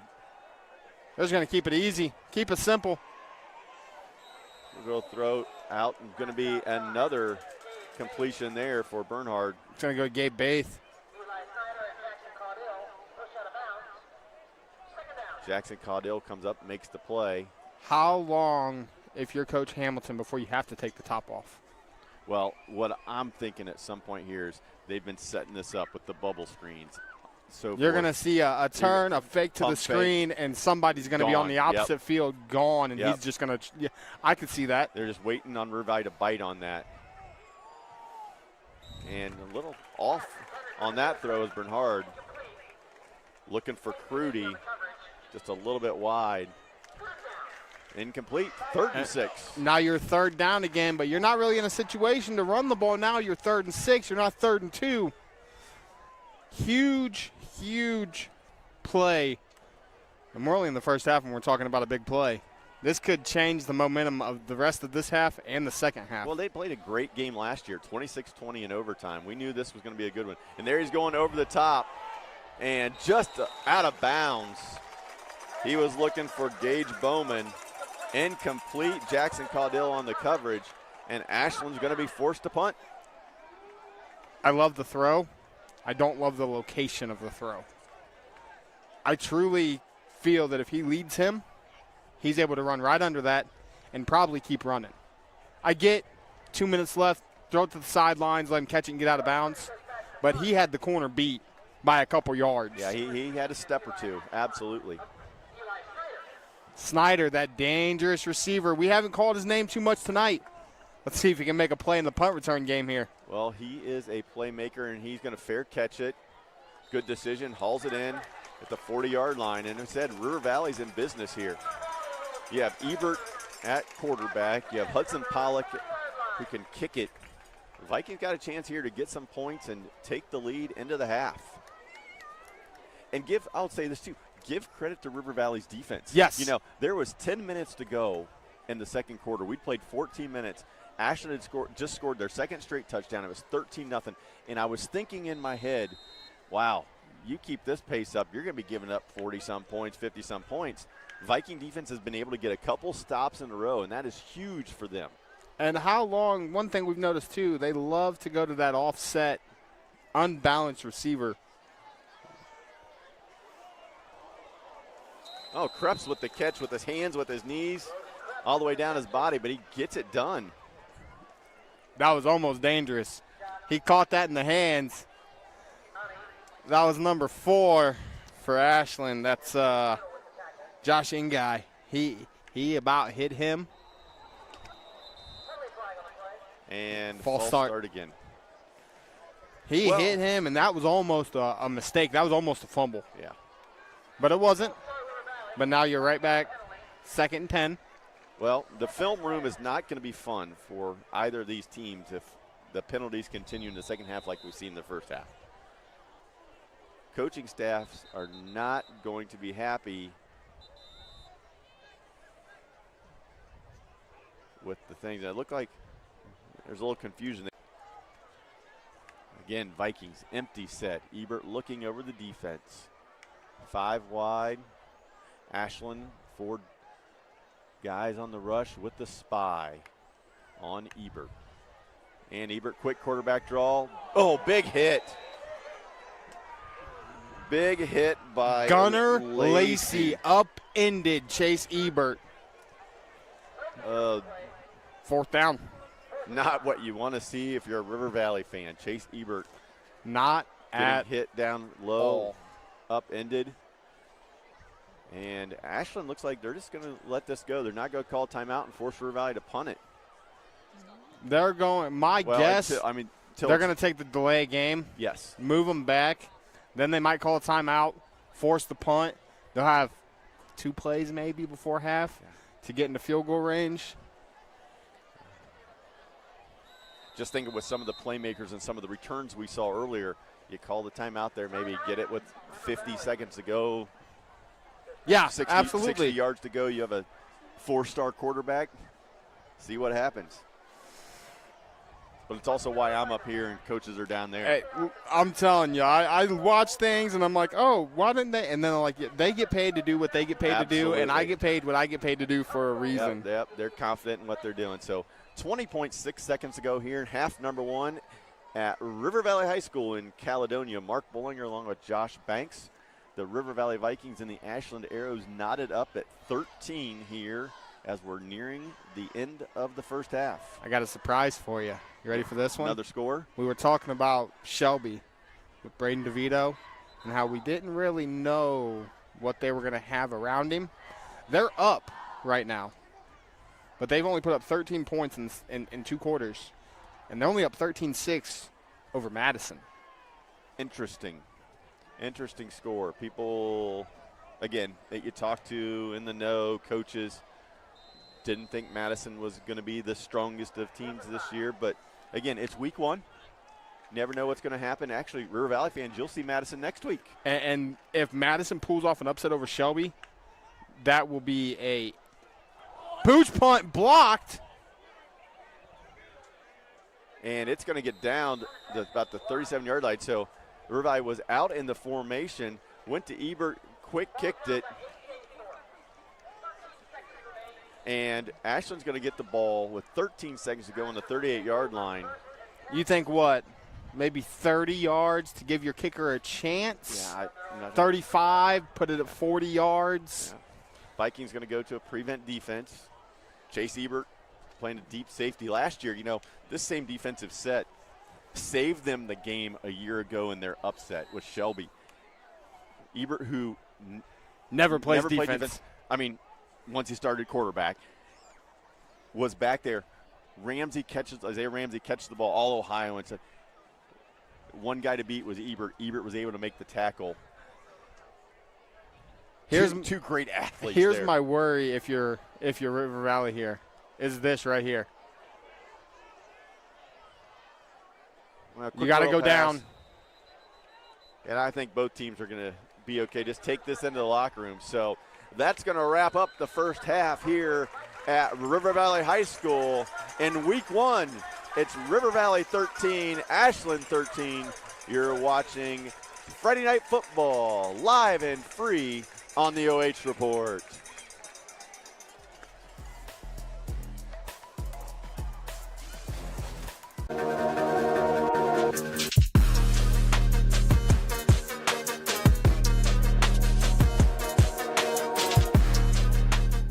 Instead of paying for some big-name spokesperson, Kasasa Checking gives that money back to you in cash rewards. In fact, you just bought me this cup of coffee.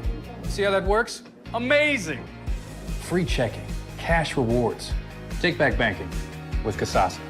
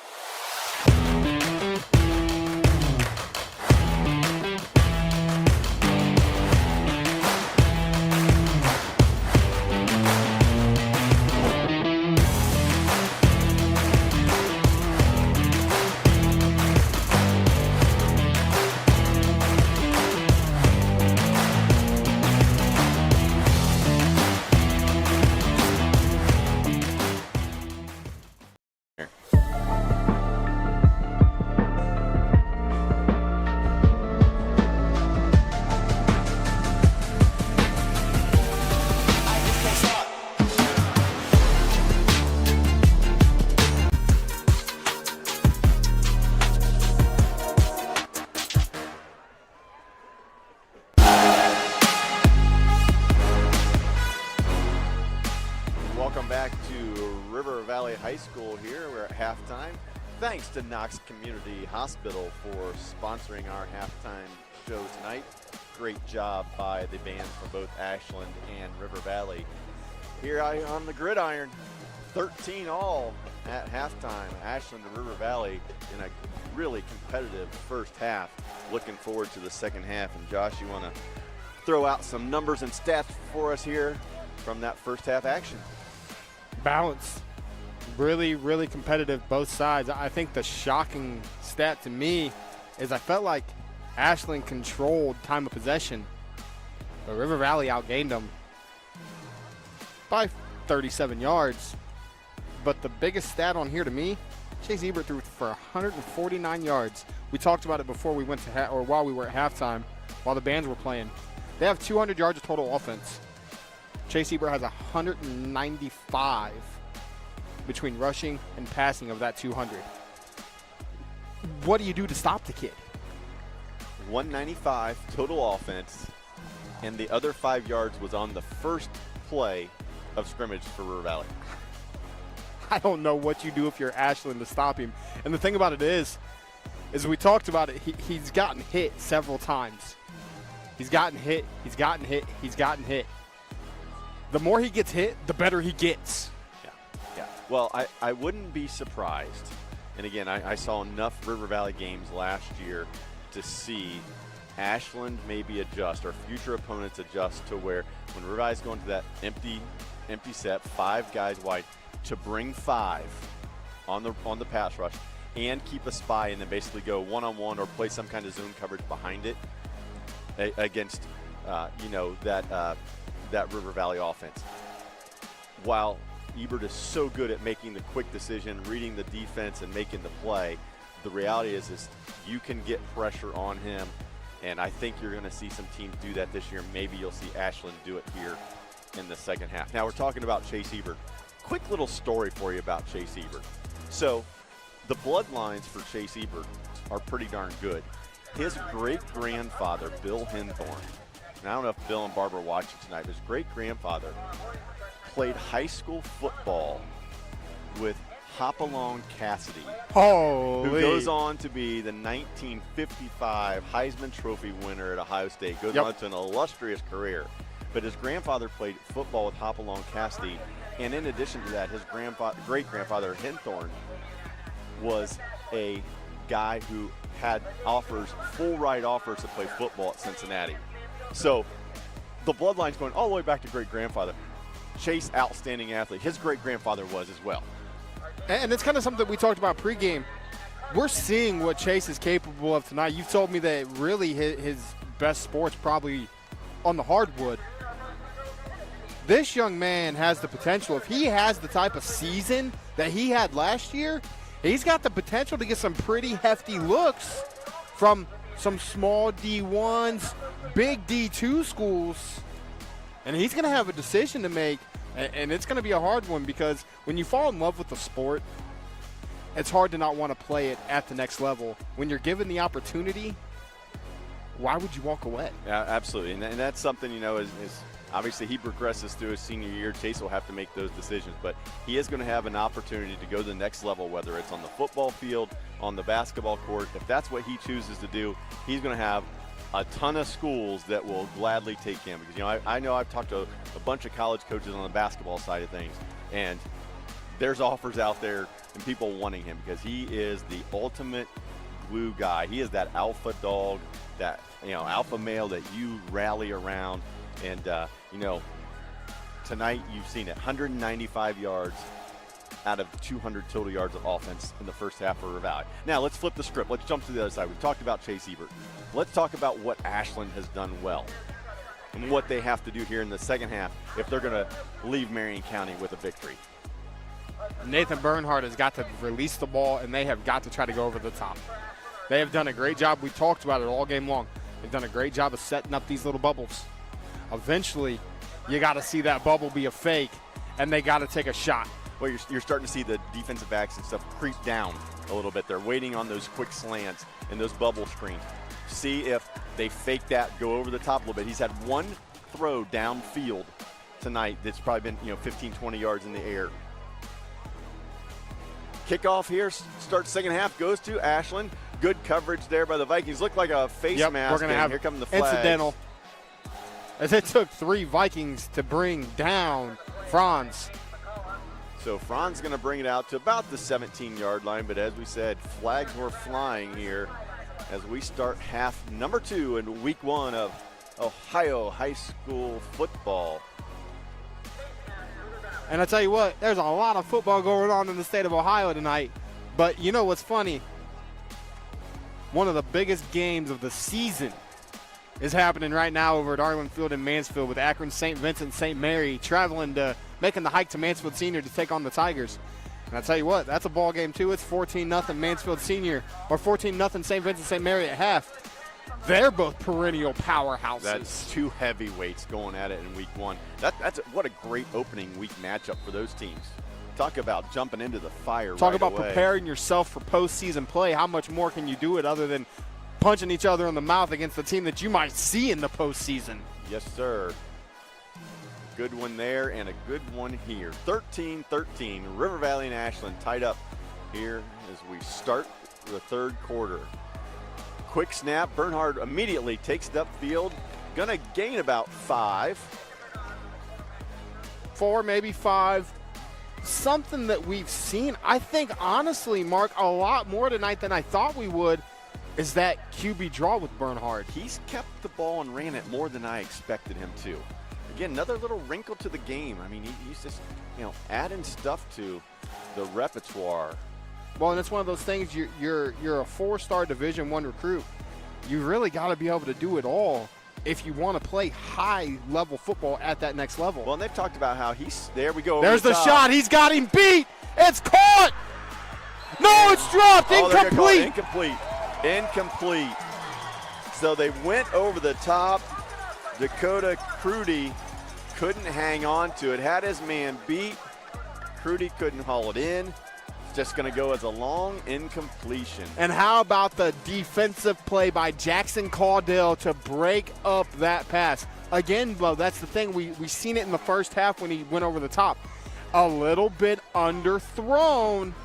If that ball's on target, he's probably running that in for 6. Yeah, he had Caudill beat, just a little underthrown. He had to wait on it. Comes incomplete. Bernhard's looking. He's going to slip upfield. Still looking down the sideline. He steps out of bounds, and Vikings are going to come out here and looks like get a 3 and out. And that, you can't ask for anything more if you're Coach Waddle. You break up the deep shot. Again, it's an underthrown ball, but you break it up. And now you have a chance. You force them 3 and out. You have a chance to score on the opening possession of the third quarter and take the lead at home against the team that, honestly, I don't know if anybody thought they could hang with the high-powered offense of Ashland. It's going to be a wobbly punt. It's going to kick to the side. Crudy's kick's going to roll dead about the 41-yard line. So good starting field position here for River Valley. Exactly what Coach Waddle and the Viking coaching staff wanted coming out of the locker room. They get a 3 and out, short punt, taken over on the 41-yard line. Chance for River Valley to take the lead. Vikings led 6-0 before Ashland rallied back. A couple of scores make it 13-6. River Valley answered. Take us to this point, 13-13. We'll see how much longer is it till River Valley kind of makes that switch again. They go off side, one side, single guy on the other. Ebert's going to launch one, dropped. Well, Tipped at the line. I think it might have been tipped by a linebacker. I think it was Crudy. Lacey. Lacey. I guess that is a 24. It's at 21. Gunnar Lacey read it and stepped over and got a piece of it. We talked about Tyson Waddle, who's been all over the field tonight. Gunnar Lacey's done the exact same thing from the exact same position. We've had a middle linebacker battle. I think more than we've had a quarterback battle so far this evening. Yeah, Gunnar Lacey's he's spied Chase Ebert all night. I mean, he's just sitting there. Sometimes he comes on the blitz, other times he spies, and here they come on the blitz. Quick little release. Looks like Snyder going to be on the reception. Just short of the first down. Gain of 9. 3rd and 1. But again, I think if you're Ashland, you continue to try to bring the pressure. You give up that quick little throw, make the ball get out of Ebert's hands quick. That way, at least you know he's not going to hopefully beat you with his feet as well. And one thing I've noticed, too, they don't like to throw the ball to the short side.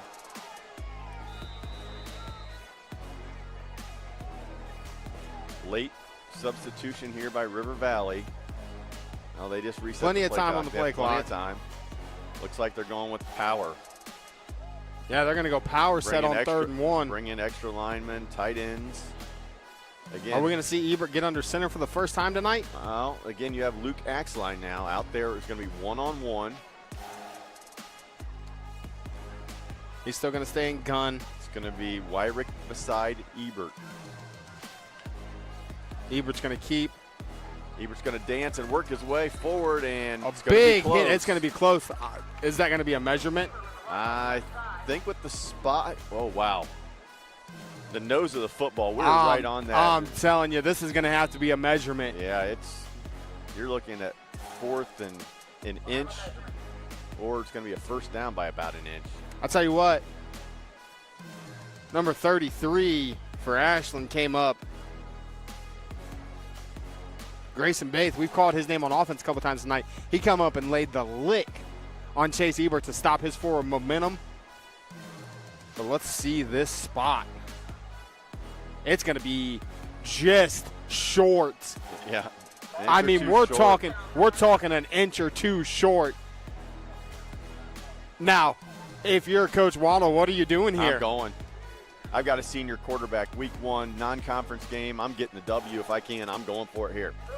This is where you wish you have in your playbook that get under center and power football to get this inch and a half that you need. Well, that on that last play on 3rd down, Ebert made one player miss. Yep. It looked like he had plenty of room, but then all of a sudden, yeah, he was shotgun. He was 2 yards behind the line of scrimmage. Yep.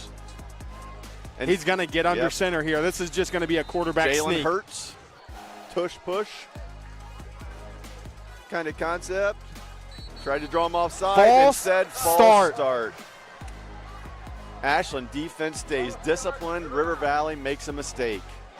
Now, I mean, you don't have to punt, but now you're in a 4th and, I mean, we'll call it 5. It's not 6. 4th and 5. We'll call it 4th and 5. They're going to send out the punt team. I would almost rather go for this. Trust you. Your defense has held them scoreless. Well, look for the quick kick possibility again here because Ebert can also punt it. Yes, he's already done that once tonight. But the problem with that is it got tipped at the line of But scrimmage. you also don't know here. If you're Ashland, if they leave somebody uncovered, River Valley can throw for the first down. Yes. 5 wide. And Ashland, they're a little confused. They're going to call a timeout. So River Valley comes out, empty set, 5 wide. Ebert has the ability to make that punt if he wants to. But instead, what he does is, has that read. I can punt it, or I can keep it and make the throw. Tell you what, while we wait for this timeout, let's go ahead and thank our sponsors real quick. Lehman Capital Management Group, a private wealth advisory practice of Ameriprise Financial Services, LLC. Knox Community Hospital, in the community, for the community. Ohio Suicide Prevention Foundation. So life hasn't been all sandalwood sunshine lately. Visit mantherapy.org today and get your free head inspection to see if it's time for a checkup from the neck up. Men are better men when they're happy. Morrow County Hospital, providing great care locally so patients do not have to travel far to receive quality expert health care. And MWD Logistics. Need a warehouse and logistics partner that gets your storage needs? Store and move your inventory seamlessly into your customers' hands with MWD Logistics. So Ashland changes up here. They put nobody back. Ebert drops back, quarterback sneak, and he's going to get sacked. They tried to go with the quarterback draw. Ashland snuffs it out. 4th and 5, Vikings go for it on their own 45 and fail. And I tell you what, I'm actually going to run that sack back real quick. They blitzed 4. They brought 4 down linemen. and it's something I think we've seen all night, is the offensive line for River Valley has struggled to give Ebert enough time in the pocket to make a read. It's been quick throws that have been off, or it's been the one-on-one coverage. Well, it's going to be up to the Viking defense. Huge stand by Ashland there. Now it's River Valley's turn, and the first play there, a play was made by Hayden Carnegie. Great play by Hayden Carnegie. He said, listen, you guys have got us a couple times on that little bubble screen. He read it and met him for a gain of none. Quick drop and throw. They're actually going to call it a loss of one. So 2nd and 11. 8:34 to go in quarter number 3. Bernhard, nice throw to the left side, 35, down to about the 32-yard line. Going to call the face mask. Looks like Caudill got him up a little high. It was Caudill or Bradley on the tackle. Also got the face mask. Again, just real nice throw there by Bernhard. I'll tell you what, though, the other thing I've noticed, Bernhard is great on these short throws. I think one thing from my perspective that I've seen tonight that I think he really needs to try to progress on this season, going into his senior year next year as only a junior, is reading the whole field. I feel like he's got that read when he pre-snap read, and that's the only guy he looks for. Because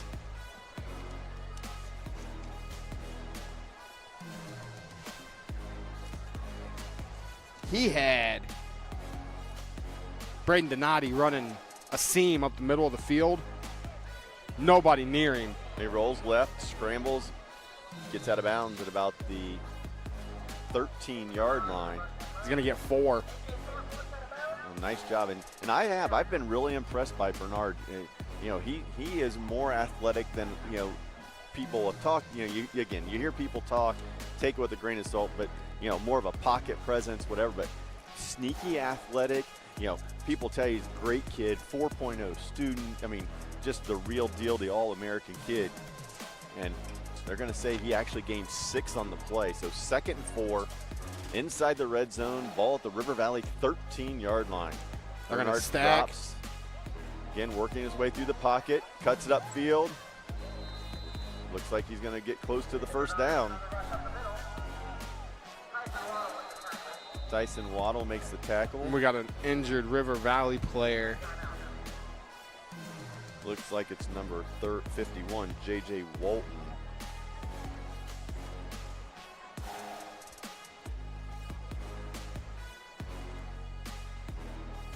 While he's getting checked out, we'll go ahead and take a quick commercial break and come right on back. Instead of paying for some big-name spokesperson, Kasasa Checking gives that money back to you in cash rewards. In fact, you just bought me this cup of coffee. See how that works? Amazing! Free checking, cash rewards. Take back banking with Kasasa.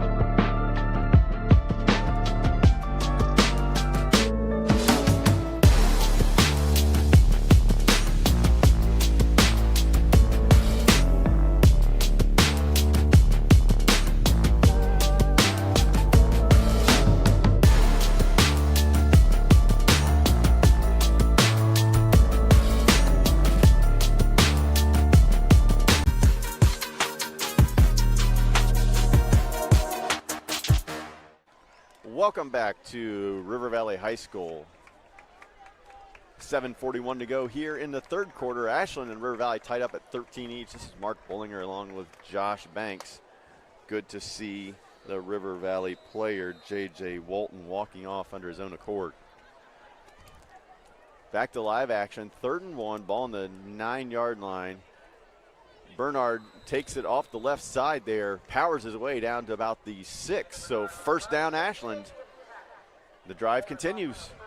While we were in that commercial break, we were talking about Bernhard.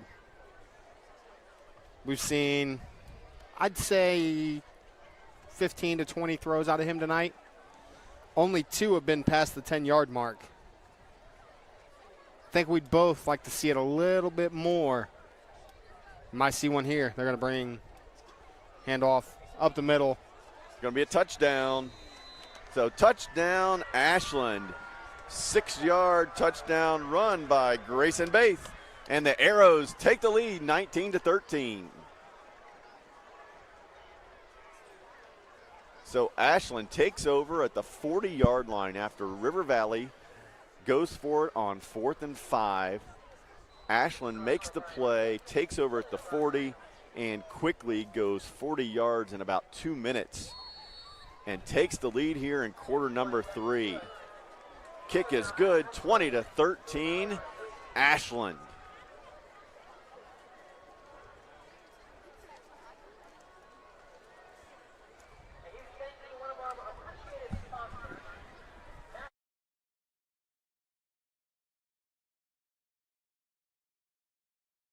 Watching us live and free on the OH Report. We have tons of great games for you this season.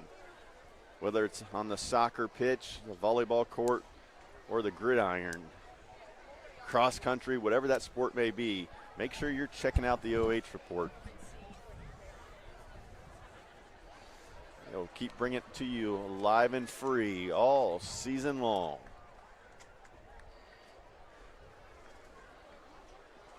20-13 here. Ashland trailing River Valley.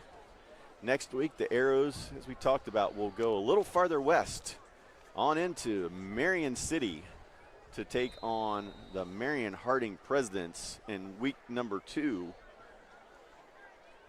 While Ashland is traveling west, the Vikings will travel east as they head over to Mansfield to go to Madison Comprehensive for a week 2 matchup. Kickoff goes to Lang. He takes the ball, gets out to the 20, 22, makes one guy miss, works his way up to about the 25-yard line. And that's where the Vikings will take over here. Colton Lang with a nice return.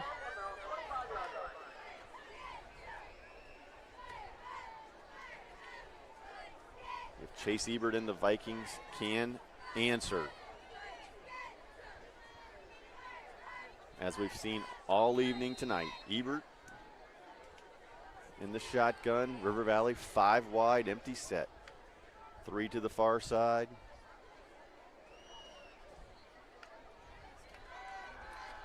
Ebert, quick throw and catch. Carter Park with the reception.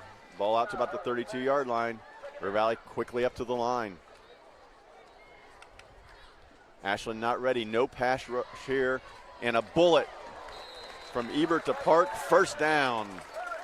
Move the chains, River Valley's in business. And how about the throw by Ebert there on the money and the catch by Carter Park, who's had himself an evening. Well, we've talked about Bernard. Ebert can sling it a little bit too. It was a bullet and finding a little bit of rhythm here. Vikings 2nd and short. Same thing they did in the first half. Ashland scored, they went fast, and they scored. That time I believe it was Ian Axline with the catch. And this time they get to Ebert. Flag comes in. And Gavin Hoffman holding on River Valley. Hoffman gets in there, gets the sack.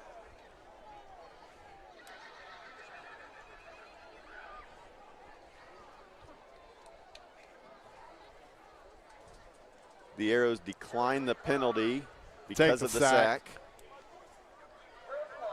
So now you're going to have 3rd and 14. 14.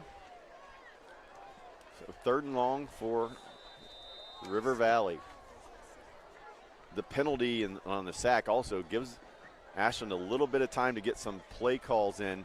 Last couple plays, defensive line wasn't even down and ready.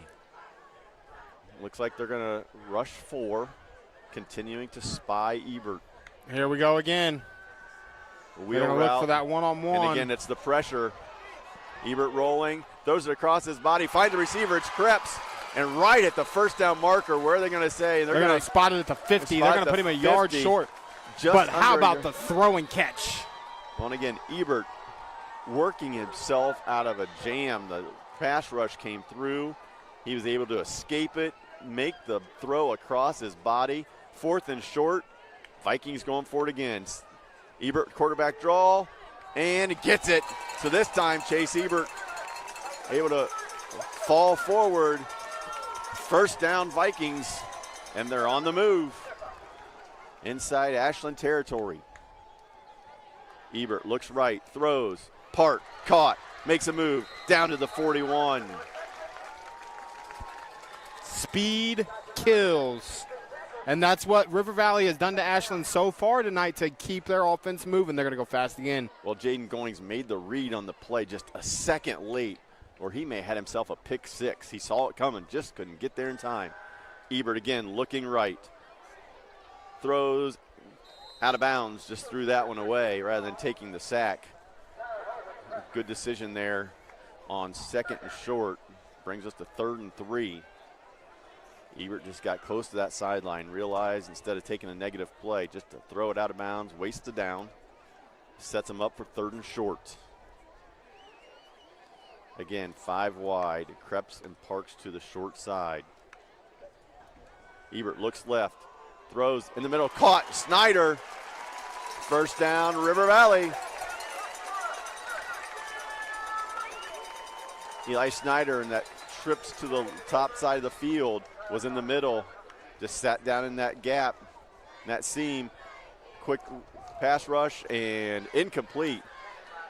There's what I've talked about it a lot tonight. I know I'm repeating myself, but that pass rush, when you bring the extra rushers and force Ebert to get rid of it quick, I think you're better off than allowing him to sit back there and make some plays and pick you apart. Absolutely. Bring pressure, make him make a play. Quick. It's got to be a quick play, yep. Absolutely. So 2nd and 10. Ashland showing 3-man rush. 8 guys sitting in coverage. One of them, of course, that middle linebacker spying Ebert. They bring the blitz off the corner. Quick slant, caught. And again, Eli Snyder, another first down. So the Ebert to Snyder connection heating up here in the second half. First down, River Valley. Knocking on the door at the Ashland 16. Comes the pressure. Ebert throws it out to the right. Caught. Park breaks a tackle. 15. Down to the 10. 9. Breaks another tackle. He's going to go into the end zone. Carter Park.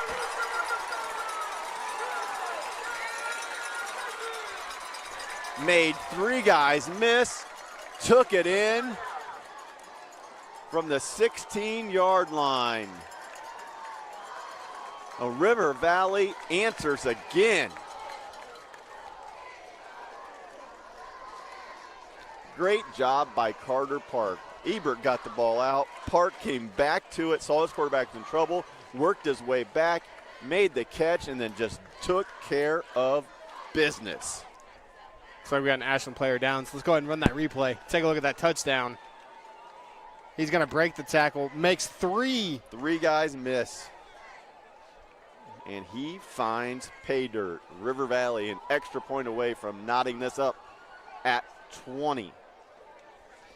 The good news is the Ashland player down can't get a number, but I think it's initially I thought it was just a cramp. Yeah, looks like a cramp there for Tyler Sauter. Yeah, he's got that cramp walk. While he walks off the field, I'm going to go ahead and give our sponsors one more quick shout-out tonight. Lehman Capital Management Group, a private wealth advisory practice of Ameriprise Financial Services, LLC. Knox Community Hospital, in the community, for the community. OSPF, Ohio Suicide Prevention Foundation. Morrow County Hospital, Ohio Health, providing great care locally so patients do not have to travel far to receive quality expert care. And MWD Logistics, Need a warehouse and logistics partner that gets your storage needs? Store and move your inventory seamlessly into your customers' hands with MWD Logistics. And a huge, huge thank you to all those sponsors. We could not do this without you. And because of you, we're able to bring you high school sports live and free. Hudson Pollock, ready to try the extra point, and there's going to be a flag. Illegal procedure, false start. Yep, false start on River Valley. Should be no issue here for Pollock. But they'll move him back.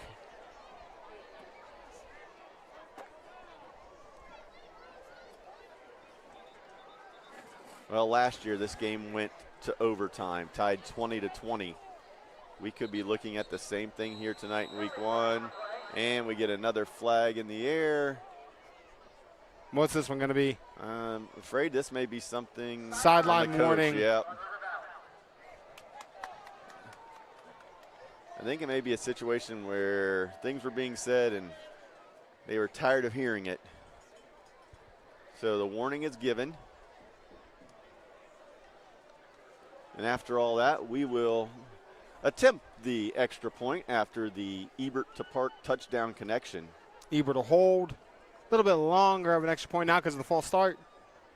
But as you said, soccer kid shouldn't be too much. Little chip shot. Now he definitely has the leg to boom this one through. So the extra point is more of like a 24-yard field goal. And that's going to go off the roof of the field house, the locker rooms. It's good. 4:38 to go in the third quarter, 20-20, River Valley and Ashland. And we have got a good one here tonight. Let's go ahead and look and see what more score updates we can get from the area tonight.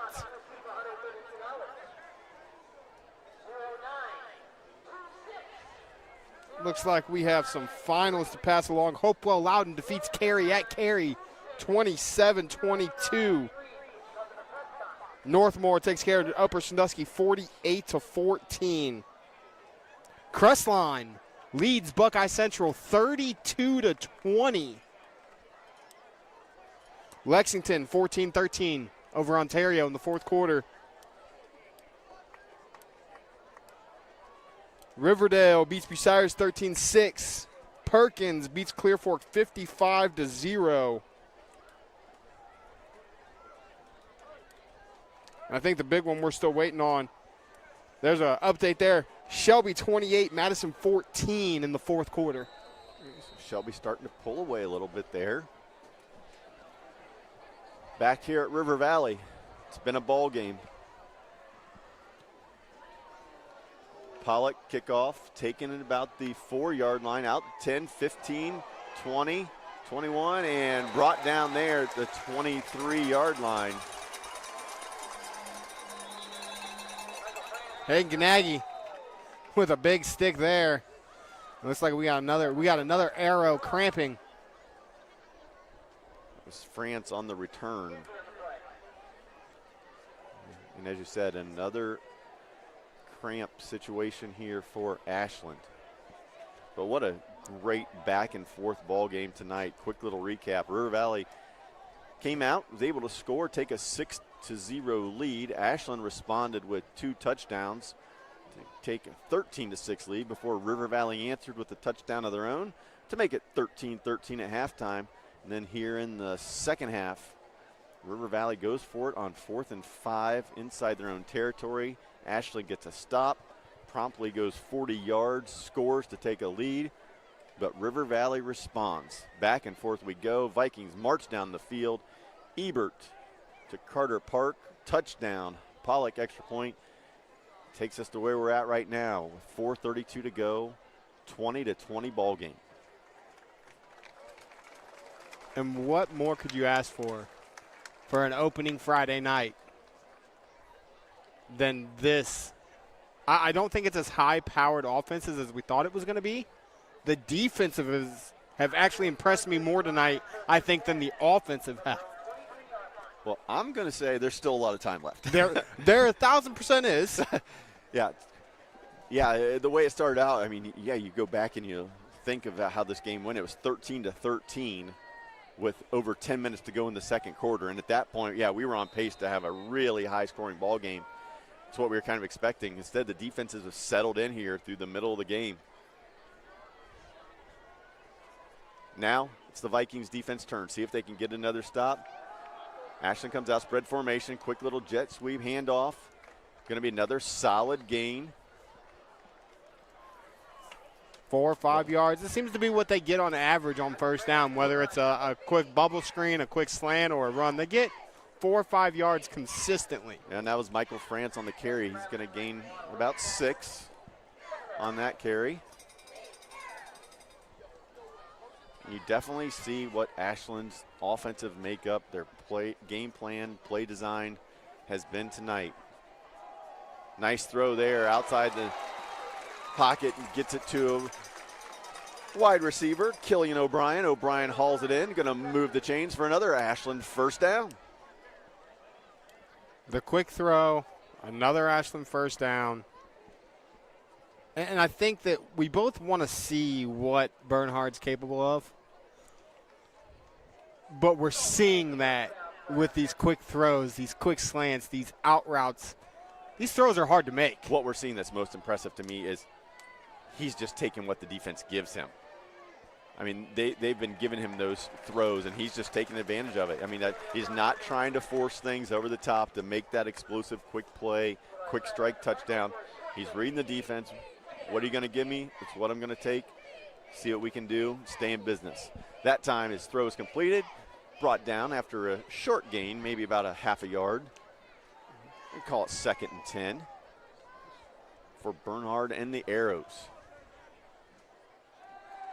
Bernhard drops, looking down the field. Nice He's throw got down a the man. seam. He opened it up. Fumbled Fumble. it. The Vikings going to return it to the left side, out to the 40, and brought down there, but turnover by Ashland. Great throw over the top. Couldn't hang on to it. Ball comes out, and the Vikings force the turnover. See if we got to that on replay or not. Big play by the Viking defense. They gave up the long ball over the top, but were able to come up with the turnover, return it out to the 40-yard line, and now the Vikings have the ball and a chance to take the lead. The Vikings are in business offensively. Here comes the blitz. Bringing 5, quick throw through the hands. Krebs can't hang on to it. There's a flag.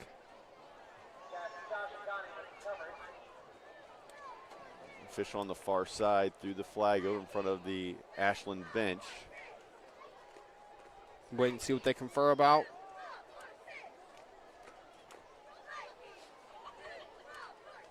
And they're going to They're going to waive it. Second one of those tonight. So, you know, just like the players and coaches, they're first week 1. They're learning, but at least they're getting it right. The official's going to work through it too. We all make mistakes. It's all good. They waved that one off. So 2nd and 10, 2:42 to go. Ashland showed blitz, dropped out. River Valley looks to sideline. Ebert looks like they changed the play. Ashland again, creeping a couple guys off, but dropping in the zone. Quarterback sneak on the right side. Ashland was ready for it. Good job there on the left side of the defense. They were waiting on that one. Again, Gunnar Lacey with the tackle. And Ashland Arrow is down. Gunnar Lacey slid through that gap, was there to meet Chase Ebert. So with the injury, we'll take a quick break. So 2:30 to go here in the third quarter at River Valley. It's the Vikings 20, Ashland 20. You're watching Friday Night Football live and free on the OH Report.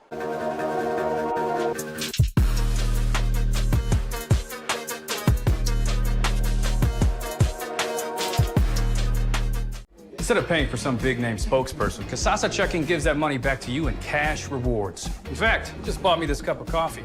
See how that works? Amazing! Free checking, cash rewards. Take back banking with Kasasa.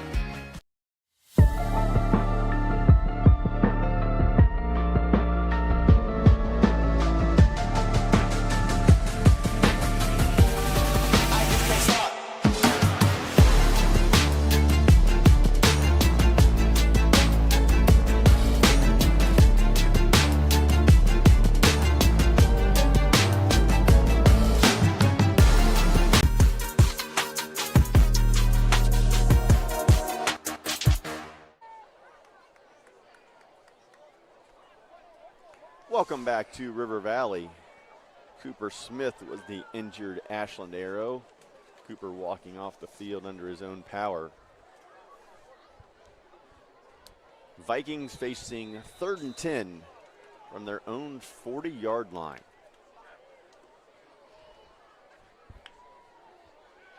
Ashland with the 3-man rush.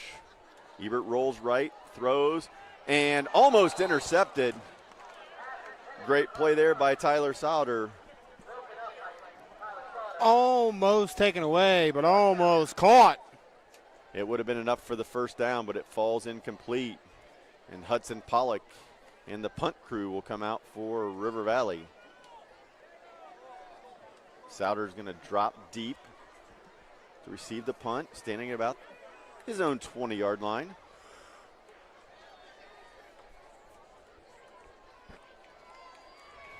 See if he has an opportunity to return one here. Well, Ashland looks like they're setting up the return. Good kick. Sauter's going to get it. Oh, he's going to let it go inside the 10. Oh, now he's got to stay away from it. How about that punt by Pollock? Great punt by Pollock. Big mistake by Sauter. You need to field that, even if it's a fair catch. Instead, he let it bounce. The ball rolls dead at the 3-yard line. That's just a textbook punt. 57-yard punt from Hudson Pollock. Special teams playing a huge role here as the Vikings are able to flip the field and back up the Arrows. And now you're in a situation, Bernhard, again, just like Ebert, we've only seen him in the gun tonight. Yeah. This is safety territory if you're Ashland. So Bernhard is going to be taking the snap in the end zone. See if he runs it on the first play. He does. Nice seal block there through the middle. Good play on first down. Gain of about 12. Just straight quarterback keeper. Bernhard off that right side. Great job by the offensive line creating a hole, and he hit it quick. He hit it quick, and it was textbook blocking. Like you said, the seal block that opened up that right side of that line was absolutely fabulous. Well, I think the thing about Bernhard as well is 6'5". He has long strides. I mean, he gains some ground with every step. There's a nice throw outside the numbers. Caught, again, another first down. So 2 plays, 2 first downs here for Ashland. And they've quickly moved the ball out from their own 3 to the 26-yard line. But going back to Bernhard, just, he's long stride, covers a lot of ground. It doesn't look like he's moving that fast, but he's taking up some chunks of real estate. He knows how to use his length to his advantage. Looks right, back left. Sacked.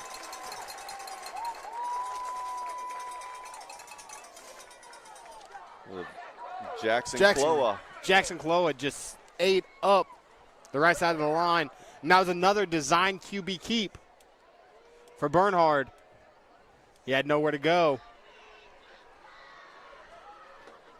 Under 1 minute to go here in quarter number 3.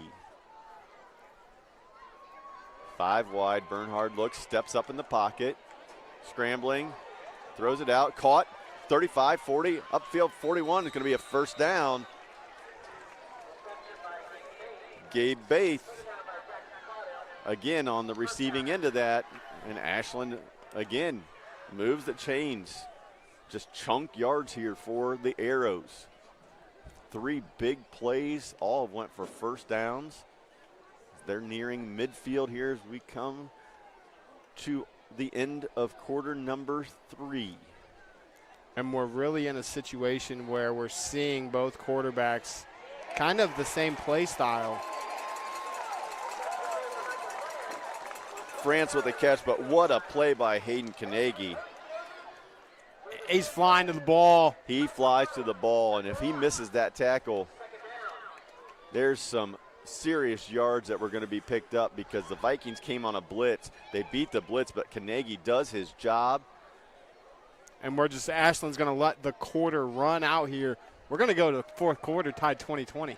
So, as you said, Josh, we go to the fourth quarter here at River Valley. Your score, River Valley 20, Ashland 20.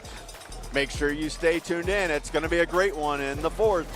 You're watching Ohio high school football, live and free on the OH Report. Clear.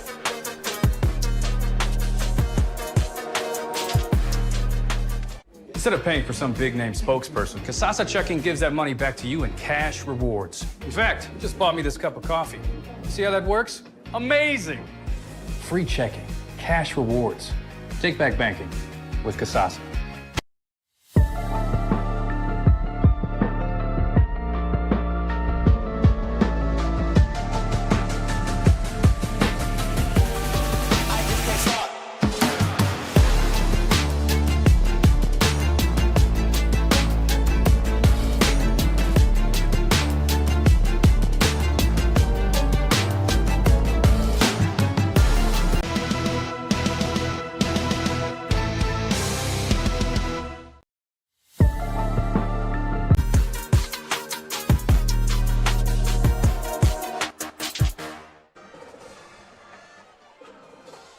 Welcome back to River Valley. We enter the fourth quarter.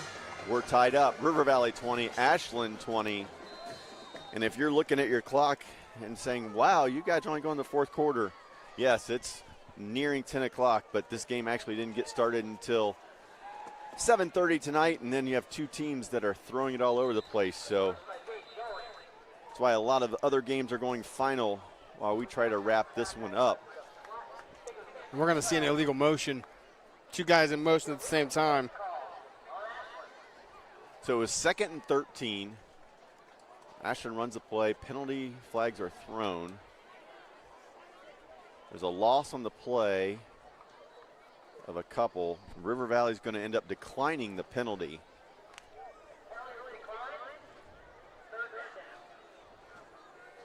So it's going to lead to 3rd and long for the Arrows. It is deja vu here at River Valley. These two teams last year tied 20-20 before they went into overtime. Ashland wins 26-20 last year. Bernhard under pressure, and he gets away from it, but he's not going to get away from the second one. A sack at the big time for River Valley. And there's that man, Tyson Waddle, cleans up the mess. He didn't get there the first one, but he did clean up the mess. Big loss there. 4th and a mile. And River Valley's getting the ball back. A 14-yard loss on the play. Bernhard tried to escape the pressure, but the relentless Viking defense was able to bring him down. So they're going to have 4th and 27, punting it from their own 25. River Valley should get great field position. Short punt. Now he's going to let it hit. It's going to take a good roll. Huge Ashland roll all the way to the 33-yard line. That's like a 15-yard roll almost. Yeah, that was huge. Like you said, big bounce there. But if you're River Valley, you're okay with that. You got the stop you needed. This back and forth game, it's back, ball in your court, the ball in your hands for your offense. Chance to march down the field and try to get some points and take the lead here in quarter number 4. Money time is going to be interesting tonight. 4th quarter action. River Valley on their home field has a chance to now drive down the field, take the lead, and force Ashland's offense to do something. Ashland, again, staying in that same kind of look.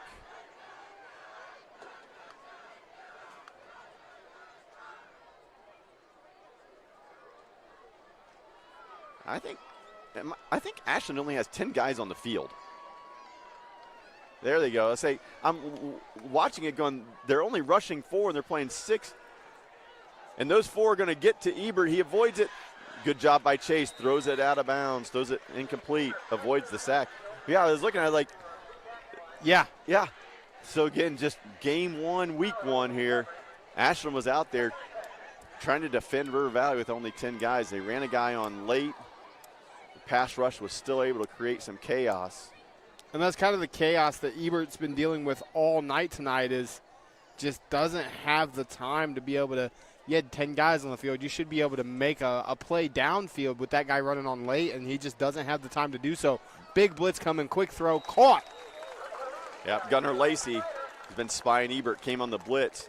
But again, that bringing that extra blitzer forces Ebert to get it out quick, and it's only a gain of 6. And there they come again. Now Ashland's starting to dial up the pressure.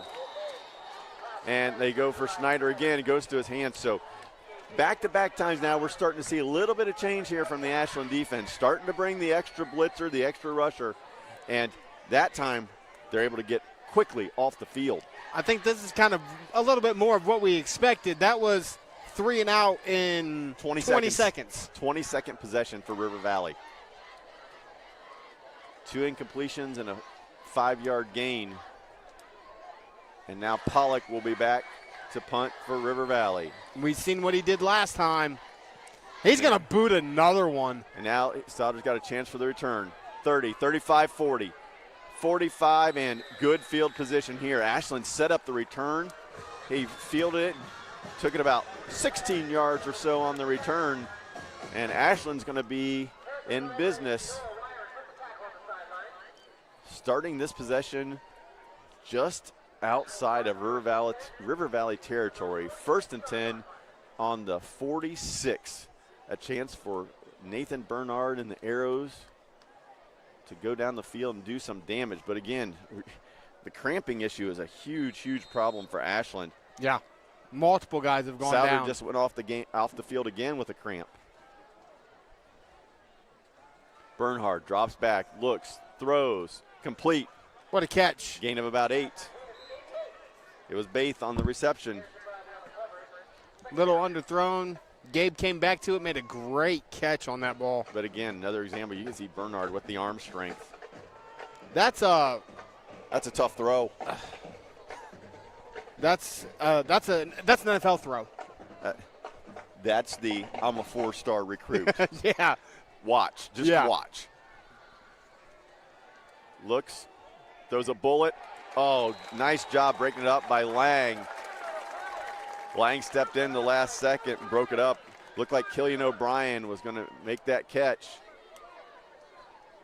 Little chatter going on. Again, Bernhard throws a bullet in there. O'Brien just couldn't come up with it. Lang was there. Lang's there. It's a ball that they probably expect O'Brien to catch even through the contact. I would guess we're going to see quarterback keeper, and instead, false start. Wide receiver near the Ashland sideline took off. So 3rd and short now becomes 3rd and 7. Again, 3rd and 7, though. Very manageable for both of these squads with their quarterback. Agree, but I was thinking 3rd and 2. They're going to spread the field. Let Quarterback Bernard, draw up the middle. Yep, draw or keeper. Use his legs, get the first down. Start over there with the first down instead. False start. Costly. Bernhard looks right, throws, caught, first down, 40. Down to about the 36-yard line. Again, it was Baith. And Lang and Snyder in on the tackle. again, just look at the throw. All the way across field on a line. Effortless. I mean, just simple. Simple. Just don't get me wrong. I know the kid puts in a ton of work, but that's just also God-given talent. That's just blessed. Yes. I mean, you look at him, and he does. He screams quarterback, and he's got the skills and the tools, and he is dealing. 1st and 10, handoff, left side, down to the 30, 25, here's space, breaks a tackle, he is going to the house, touchdown Ashland! And they've been throwing it all over the field, but it is the run game. France takes it 36 yards to pay dirt, and Ashland takes the lead with 8:53 to go in the ball game. Let's look at it, because that's a great run by Franz. Left side. Again, he's bottled in the middle. He slips 2 tackles, and there's nobody that's catching him. Nobody catching him. He breaks the tackles, gets into space, and boom. Home run hitter. France makes plays. That's his 2nd rushing touchdown of the night, I do believe. So we're going to have a flag on the play. Illegal substitution.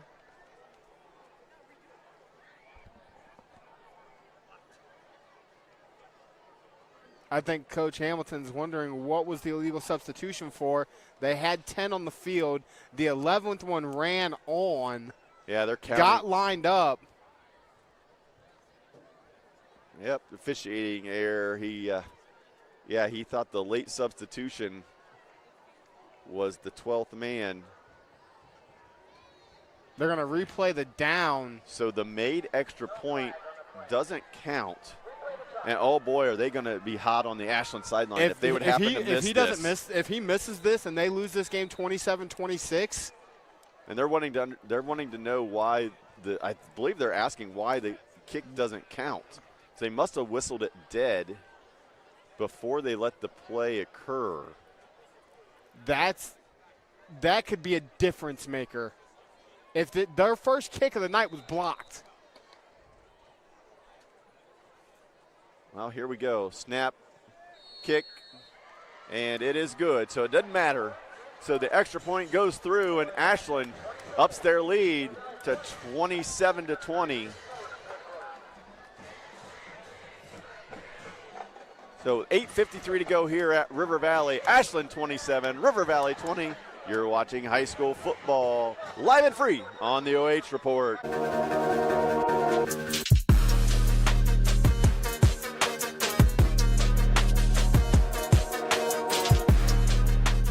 Instead of paying for some big-name spokesperson, Kasasa Checking gives that money back to you in cash rewards. In fact, you just bought me this cup of coffee. See how that works? Amazing! Free checking, cash rewards. Take back banking with Kasasa.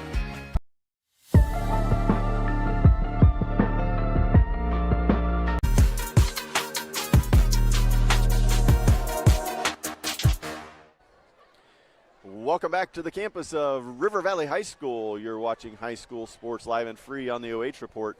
8:53 to go here in quarter number 4. Ashland Arrows leading River Valley 27-20. I'm Mark Bollinger along with Josh Banks, bringing you all the action tonight on a beautiful Friday night here in north central Ohio. Ashland kicks off. Lang will take it just inside the 10. Outside the 25-30. He has some space. 30, 35, 40. Still on his feet. Breaking tackles. Working his way out to almost the 47-yard line. Big play there by Lang. Huge return to almost flip field into Ashland territory by Lang. And I tell you what, that might have been him saying, I'm sorry, guys. I know I messed up a couple times. Let's give ourselves a chance here. Great return there by Lang. Sets up River Valley nicely. 1st and 10, ball on their own 46-yard line. It's time for senior quarterback Chase Ebert and the Vikings to go to work. See if they can tie this thing up here in week 1. Looks like Ashland's showing a little pressure on the outside. Are they going to bring both? They're going to bring one there, one up the middle. Great throw by Ebert. Caught. Well, and I think if you're Ashland, you're bringing the pressure because Ebert's been on the money, but you've also had some drops. I think you're forcing them, 2 guys to make a play. Ebert to make the right play and their quarterback or their receiver to make the right play. We're going to have a flag here. I think it's Yep, illegal shift's going to go against River Valley. So 2nd and 3 will turn into 2nd and 8. Again, shooting yourselves in the foot with penalties. I want to say they're at 12 or 13 on the evening now. Well, looking at this big picture, not just what we have here tonight as far as a win and a loss, but this game is so important, this last 8 minutes, because you have 2 teams that were both under 500 last year. All the work in the offseason, the conditioning, all that stuff, you've done the work. You want to see the results. You don't want to suffer a crushing defeat in week 1. It's something that hurts the will and the spirit. Ebert over the top, tries to go to Axline. It's going to be incomplete. And if you didn't know better, you'd have thought it was almost a screenplay because Ashland's defense was so quick through the line to get to Ebert. I thought they were setting up a quick little screen. That's something I've noticed multiple times tonight. The line just almost lets them through to let Ebert make a play. This 3-man front for Ashland has dominated the 5 River Valley. Yeah, the Vikings haven't sustained their blocks. And right there. Again, 3 on 5. Ebert rolling right, throws. Oh, looked Caught. like he short hopped it. They're going to call that a catch? No, it bounced. Yep, they got it. Okay. Yeah, it was a good effort, but it bounced in there. But yeah, there you go again. Same situation. 3 defensive linemen. They were able to get pressure, and it's instant pressure where you're immediately forcing Ebert to roll. And it's tough as a right-handed quarterback, right? Everybody says protect the blind side, right? Protect that left side. But when you're a right-handed quarterback and you take that snap and your instinct is always to go right, they're going to go for it on 4th and 8. I expected a little quick punt, a little squib punt here by Ebert. Well, I think this goes back to just the confidence you have in your defense. They've been better tonight, but in the past they've struggled. Let Ebert make a play. Oh, he's going to make his play. He's got plenty of room for the first down. He's going 40, 35, 30-yard line. Touchdown saving tackle by number 21, Dakota Curdy for Ashland. 4th and 8. No problem, says Chase Ebert. He hauls the rock down to the 30. And that was interesting to me. Ashland almost played a prevent defense there. They dropped 8 guys back, said let our 3 guys get pressure. When you drop 8 guys back, you're giving Ebert way too much space to run the football. 3 down linemen bringing the extra guys on occasion where they're coming from has been working. That time, like you said, they dropped 8. Didn't work. Play clock down to 3. Ebert gets the snap. Here comes the blitz. He's got a man open. And interference. There's going to be a flag. Pass interference. Yep. Got his arm just a little bit early. I'm telling you right now, we talked earlier about Snyder. Carter Park has had himself a football game tonight. That's a touchdown if it's not pass interference. Yeah, ran a great post route. Had him. But credit to Ashland. Smart play by the defensive back. Don't give up the touchdown. Grab his arm, commit the penalty. Live to play another down. Because that was a touchdown strike. That was a beautiful throw. Back foot. Again. Under pressure. Under pressure. Man in his face. So with the penalty, 1st and 10, ball on the 15. River Valley trying to draw even here with 7:06 to go in the 4th. Ebert looks to the sidelines, gets the call. Ashland brings 4. Ebert tries to step through. He's got some guys wide open in the end zone. He's going to launch it over top. Oh, good play. Incomplete. Looks like Killian O'Brien. Great job by O'Brien. Went up, made the defensive play. Trying to drop it in there. That throw's there if he throws it a half second earlier. Yep, trying to throw it to the back edge of the end zone near that pylon. But again, pressure. Every throw, Ebert on the move. I don't know how many times tonight he's been able to even just set his feet and throw it. Even the long touchdown pass was a catch, quick throw. He didn't have time to read it. Draw. Quarterback draw. Ebert, he's going to make plays. And touchdown. He's going to get all the way into the end zone. What in the world? Chase Ebert. We're going to take another look at that right now. It looked like he's going to get the first down at the 5. Instead, he's hit at the 7. Bounces off guys inside the 5. Carries them in. Balance. That's why he's going to go down as one of the best ever at River Valley. We got a ball game. The young man can play. River Valley responds again. I'll tell you, both these teams resilient all night. They've committed penalties. They've taken shots by the other team. And Pollock hits it. PAT is good. We're tied up, everybody. 27 all. So with 6:50 to go here in quarter number 4, it's River Valley 27, Ashland 27. You're watching Friday Night Football live and free on the OH Report.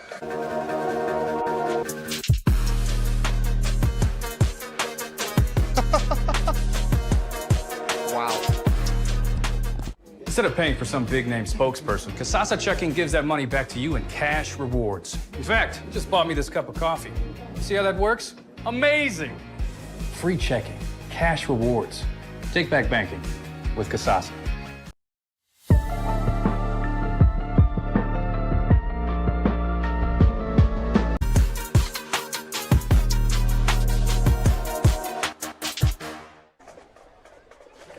Welcome back to River Valley. This back and forth ball game has found us deadlocked. 27 all. River Valley, Ashland, 6:50 to go. It has been a great one. Chase Ebert had 195 yards at halftime himself. He's well over the 200-yard mark at this point. But I think the most impressive part is he's not a four-star recruit. He's not a Division I recruit. But he's playing at the same level as one that he's on the field with tonight. Onside It's an onside kick. River Valley's going to have it. Does River Valley have the ball? No, Ashland came up with it. Initially they signaled that Ashland came up with it, but it looked like River Valley had it. So the onside kick, and Ashland did come up with it. One guy right there, and Ashland was able to get on the football, surrounded by Vikings, and somehow Ashland comes out of there with the ball. They're going to say Ashland football. The Vikings gamble the onside kick. It looked like they pulled it off, but Ashland gets the football. That's one of those. 1st and 10. That's one of those where it was a phenomenal onside kick. We've seen 3 River Valley guys, but the Ashland guy fall on top of it because he was on the bottom of the pile. Nobody expected that. What a great time to dial that up, and it looked like it worked out. Instead, Ashland has the ball. Bernhard, first play, goes for about 7. And Ashland is dealing. That would have been a game changer. You've got the ball left with 6 minutes to go, an offense that just went down the field. You took about 3 minutes off the clock on that last drive. Well, let's jump to now. Let's look at this if you're Ashland. Eat some clock. Eat some clock. I do not want to give the ball back to Chase Ebert and that River Valley offense. And they are. They're going to keep it on the ground. First down. Push their way forward inside the 40 for a first down. Michael France. Knox Community Hospital first down. Thank you, Knox Community Hospital. Ashland with the first down. Clock stops, 6:05 to go. Now it starts to roll. 30 seconds on the play clock. You know what's interesting, though? We talk about how Ashland should run the football to eat clock. You think about the longevity of this game. Ashland's big plays have come on the ground. Absolutely. You're right. They have. And if you're Ashland, Bernhard showed that he can get yards. Yep. France has shown he can get yards. And that's what they're doing. They're just going to try to eat up some clock, but maybe not. Bernhard's going to get about 12 on that carry. Yeah, and it was easy. One guy, I thought he was going to take it all the way. Huge seam there. He willingly took it. And again, clock is running. They're going to take this down to the last few seconds on the play clock. So we're going to get this snap probably around the 5-minute mark. Ashland just eating up time.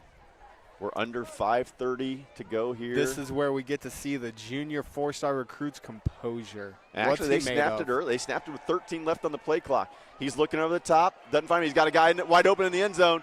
Now he's going to throw it late and throws it out of the back of the end zone. So he was wide open early, but he had him. Couldn't get to him because of the pressure. And that will stop the clock with 5:08 to go. I'm a little bit surprised, honestly. They snapped it with 12 or 13 seconds to go on the play clock instead of running it all the way down under 5. Run it down to 5. You snap that ball with 5 minutes to go. Even on an incompletion, now you're inside of the 5-minute mark. You're almost into field goal range at this point. As an opponent, I don't want Chase Ebert to get the ball back.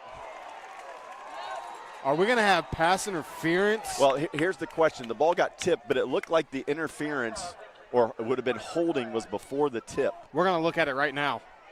It looked like they held the receiver before the ball was tipped. They reach out, they grab him.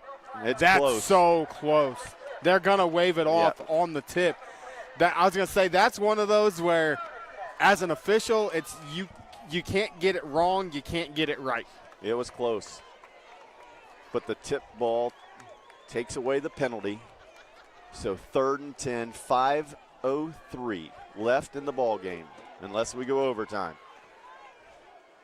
Bernard drops back, looks left, quick slant over the middle, a little bit high, almost picked off the deflection. And now, if you're Ashland, what do you do? Well, I think you're on the 28-yard line. You're going for it. Again, you've got a 4-star quarterback. He's your guy. Put the ball in his hands, let him make a play. And I tell you what, he's made the throws. The last couple throws have been good throws. And you know what? If you don't get it, the way River Valley has been, they're either going to be probably a 3-and-out, or it's going to be a quick strike score to where you still have a couple minutes left on the clock. Ashland's going to talk it over. So we're going to take a quick break. Make sure you come back with us. 4:59 to go. Ashland 27, River Valley 27. Live and free Friday Night Football on the OH Report.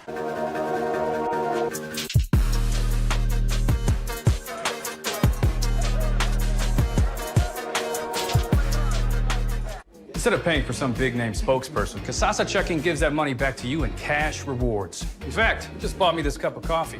See how that works? Amazing! Free checking, cash rewards. Take back banking with Kasasa.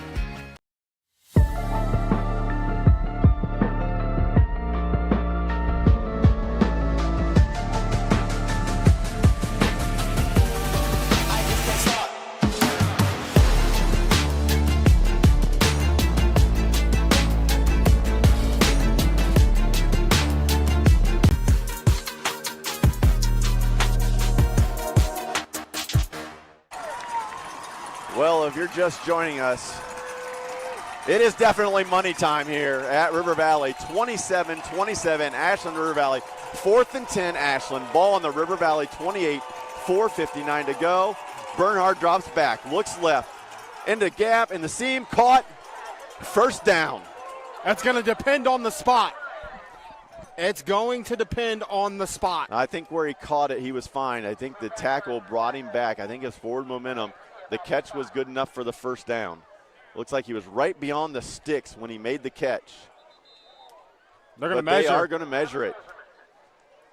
I thought he caught it about here's a yard the question. beyond the sticks. Here's the question. He caught it, but I do believe that it wasn't forward momentum that he brought back. I believe he took steps to try to get around the defender. Could be. So it comes down to the measurement here. We had a close one earlier. They're going to be short. They're going to be short. Well, they're going to give him the first down. Wow. The old saying about it being a game of inches. That comes into play right there. Yes, sir.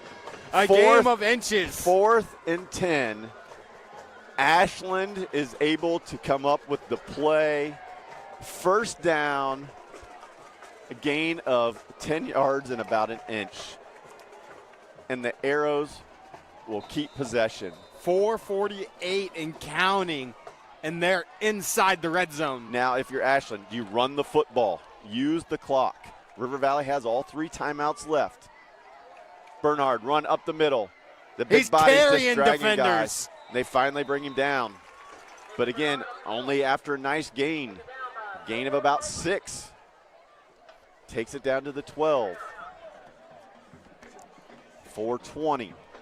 The clock continues to roll. Ashland content to eat up time. If you're Ashland, you want to put points on the board inside of 3 minutes to go in this game. That's a lot of time for River Valley. That is a lot of time for River Valley. Most teams, I would agree. You better go a minute and a half or 2 with River Valley. Well, and I think that that's what we've been talking about all night long with these MOAC teams. They can score in 2 plays. Absolutely. Play clock under 5. Ashland doing a good job of running time. Again, you're going to keep it in the hands of Bernhard. He just dives over the top. Big tackle made. Gets a gain of about a yard, yard and a half. It's going to bring up 3rd and 3. Waddle on the tackle. Now you're in a situation, though, if you're Ashland. Well, now I think the playbook's open again because you're under 3.5 minutes to go. By the time you snap it, you're going to be right at 3.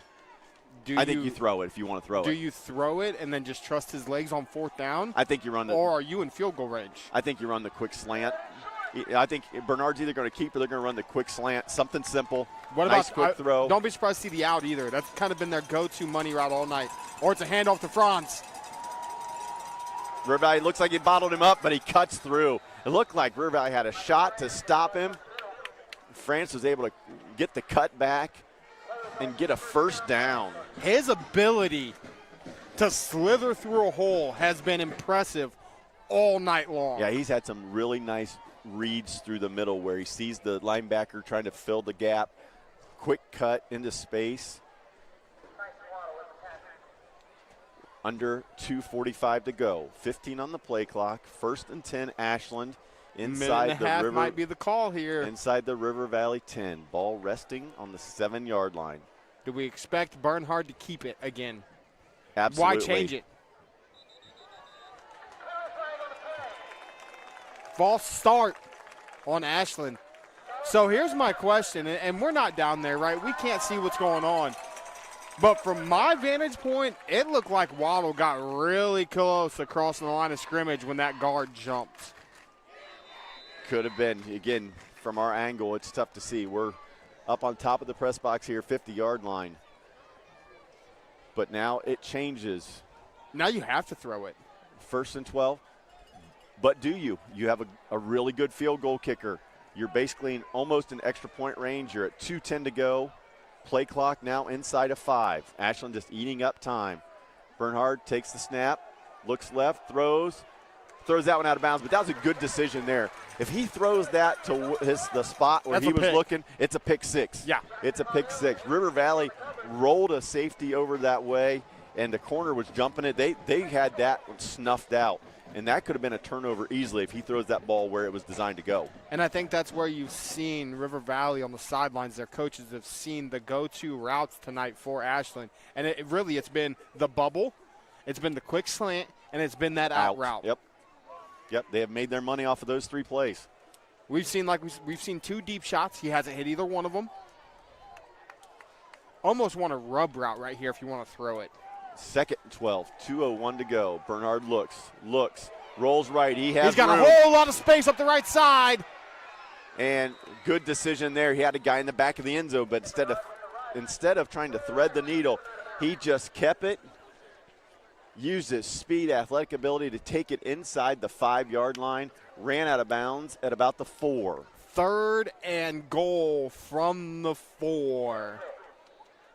1:52 to go. If you're Ashland here, the other thing is now you're in 3rd down. You don't want to kick the field goal. You want that touchdown just in case, because River Valley's going to get the ball. And River Valley uses a timeout here. We're going to stay here, though. We're not going anywhere for this one. So I tell you what, we got a great finish in store. But I want to throw something out there real quick. I know we got a lot of high school football going on tonight, right? Make sure after we're done, and it's probably going to be about the time that we're done, I'm going to have a super short amount of time to get all the way back to the studio. But we do Friday Night Pigskin every Friday night, too. It's going to start about 11:30. Me, Brian, Travis, the whole gang. You want to see all the highlights, including highlights from this game, check it out. Because we're going to have either a game-winning touchdown that's going to happen right here or a game-tying drive in the next minute 52 by River Valley. or something special in overtime. I'm telling you. But back to Ashland. Your go-to money play in this situation tonight has been that little jet counter.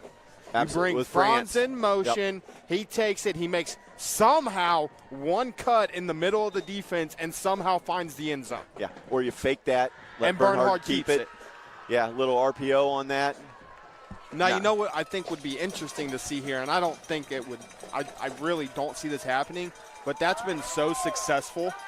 Send him in motion, fake it to him, and look for your little out route in the end zone. Well, here we go, everybody. If you're just joining us or you've been with us all night, glad to have you. 1:52 to go, 27 each, River Valley and Ashland. He's Bernhard got a man wide open. Touchdown.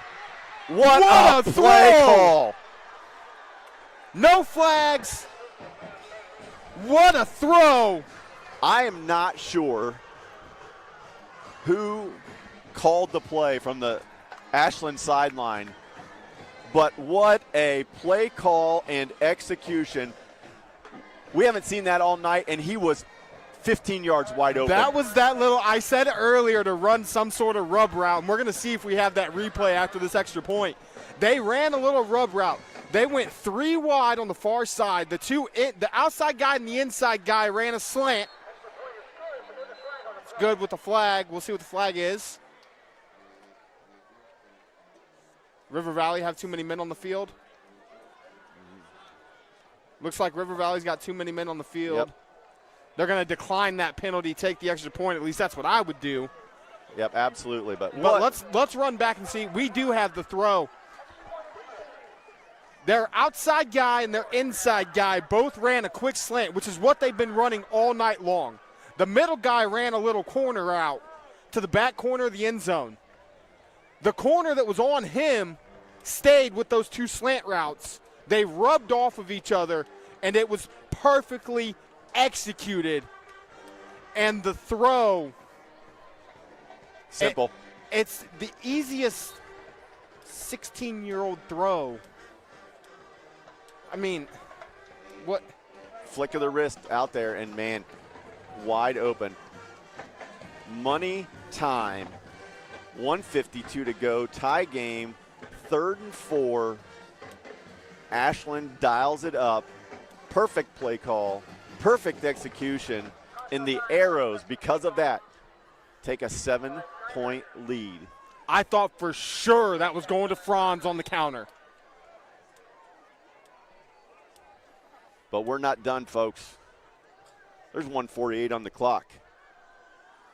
Ashland kicks off, and Chase Ebert and the Viking offense are going to get a shot here. Lang with the return. Last time he took it out to almost midfield. He's got a little gap, 25, 30, almost to the 30-yard line before he's brought down there. So River Valley is going to start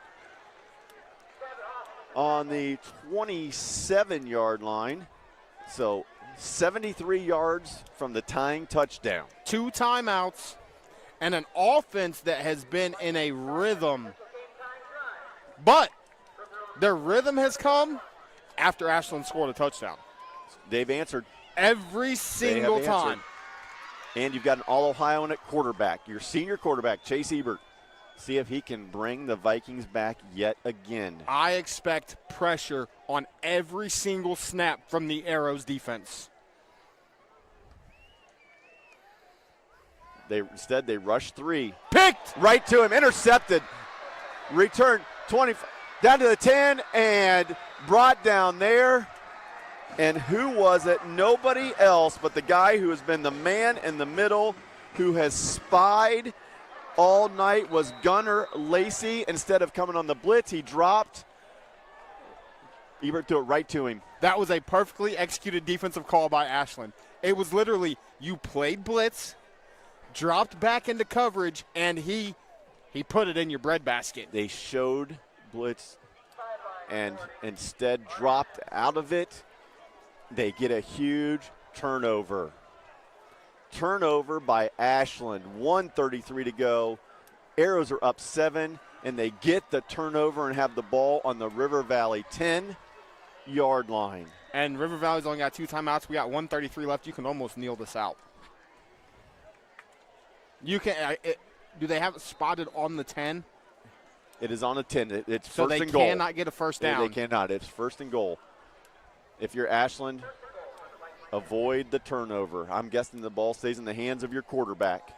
And he might walk into the end zone. He is going to walk into the end zone. And it's almost, I think River Valley let him score.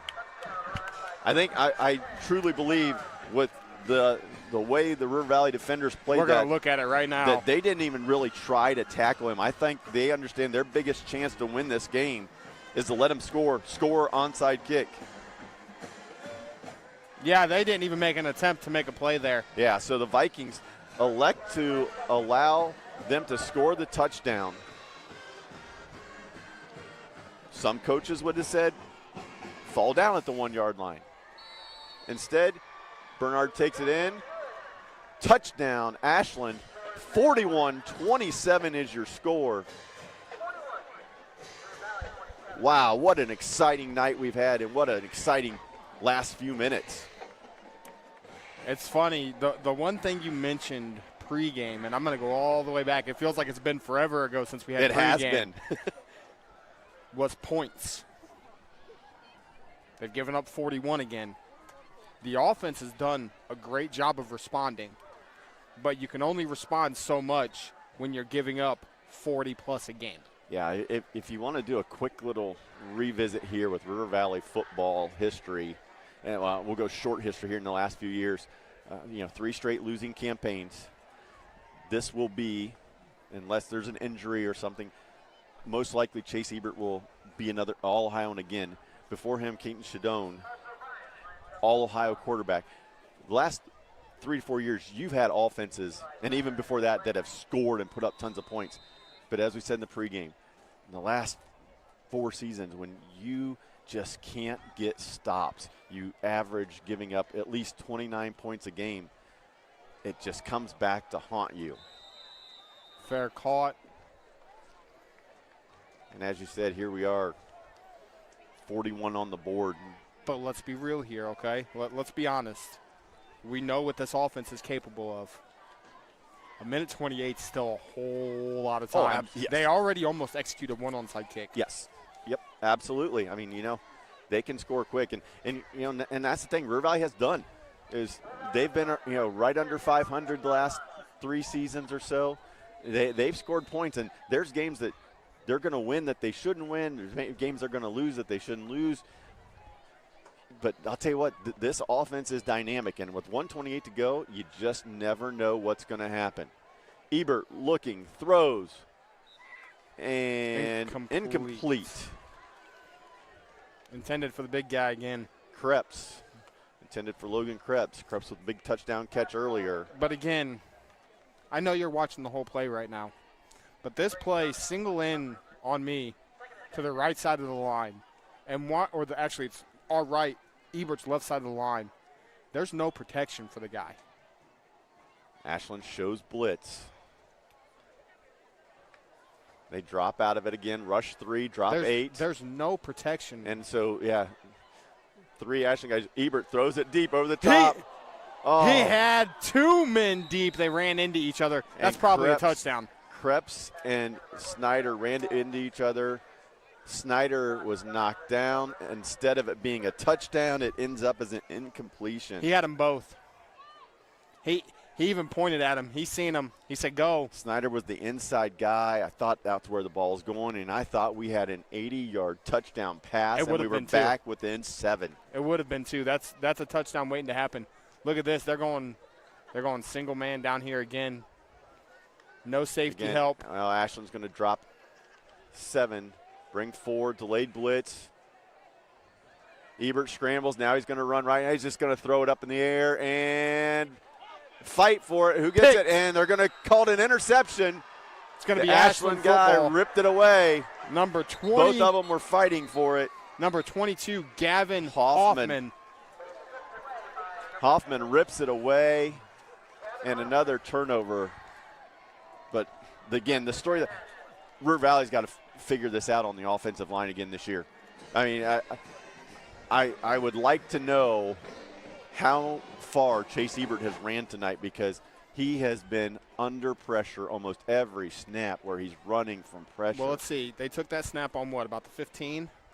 He threw that ball from the goal line. It was on the 20. Yeah, it was on the 20. He threw the ball from the goal line. He scrambled all the way left to the sideline, then scrambled back. He threw that ball from like the 5-yard line. So, I mean, when you're running 30-plus yards of play, it's going to be a struggle, and Bernhard's going to kneel this one out. I tell you what, and we'll go ahead and start talking about this now, as 41-27 is going to be our final.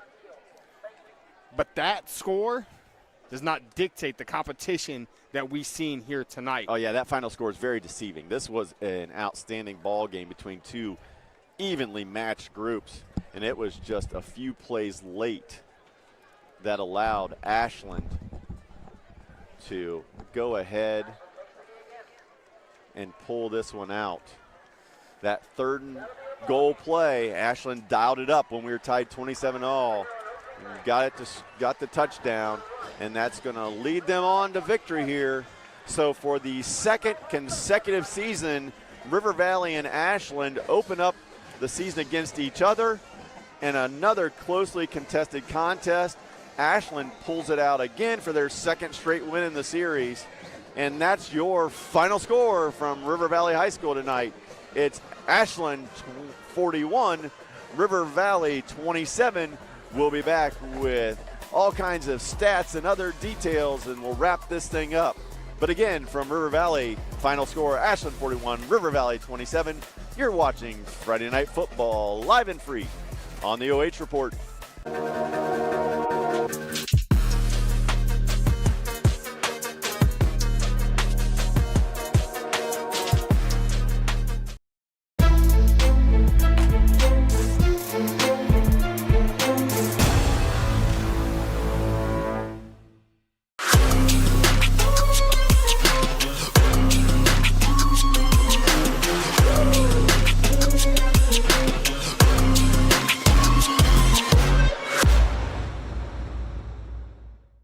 Instead of paying for some big-name spokesperson, Kasasa Checking gives that money back to you in cash rewards. In fact, you just bought me this cup of coffee.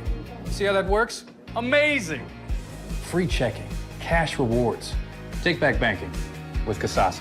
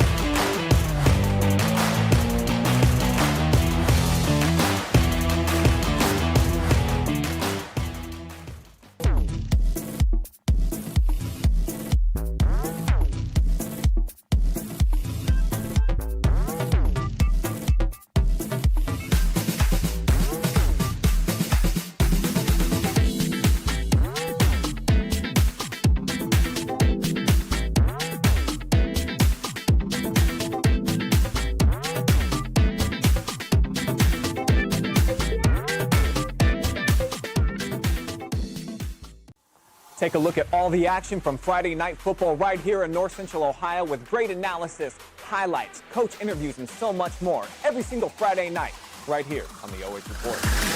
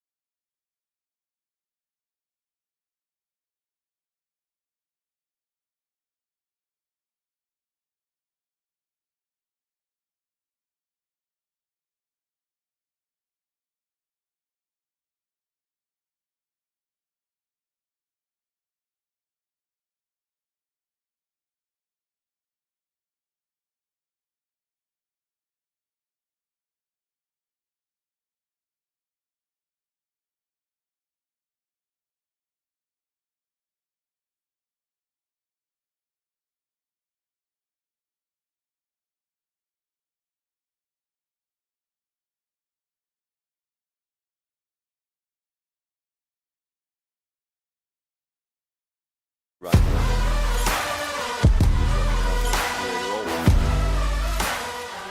Welcome back to River Valley High School, where the Ashland Arrows scored 2 touchdowns late and topped the River Valley Vikings 41-27. I'm here with Nathan Bernhard, star quarterback for the Arrows, and first of all, congratulations on the win tonight. What did you think of that Viking defense out there? What were you seeing? Yeah, I mean, that we couldn't have played any worse, and we still have put up 40 points. You know, they came out a different look than we expected. They put those backers out the box, made it hard for us to do the short game like we thought we were going to be able to do with their cover 4. Corners pressed up a little bit more, so we knew that we would have to stretch the ball vertical more, and we got those opportunities, and we just didn't take them. Yeah, we didn't get those opportunities. We had, drop down here, and we had the guy, we had a catch and then a fumble. So, just unfortunate things like that.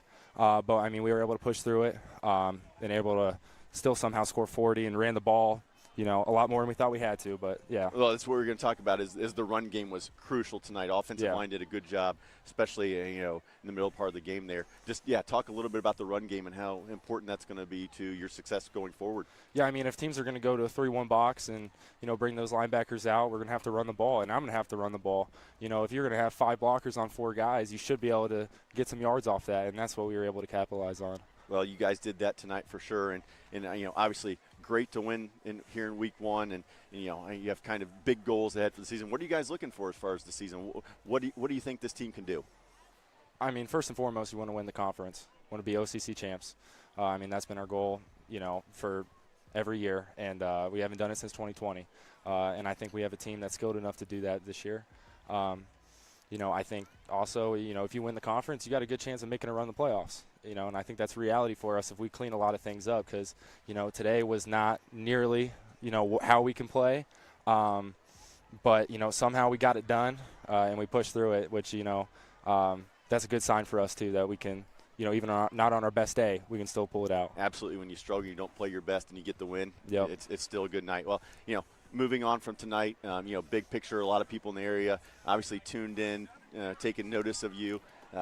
4-star recruit now, been on the circuit this spring and stuff like that.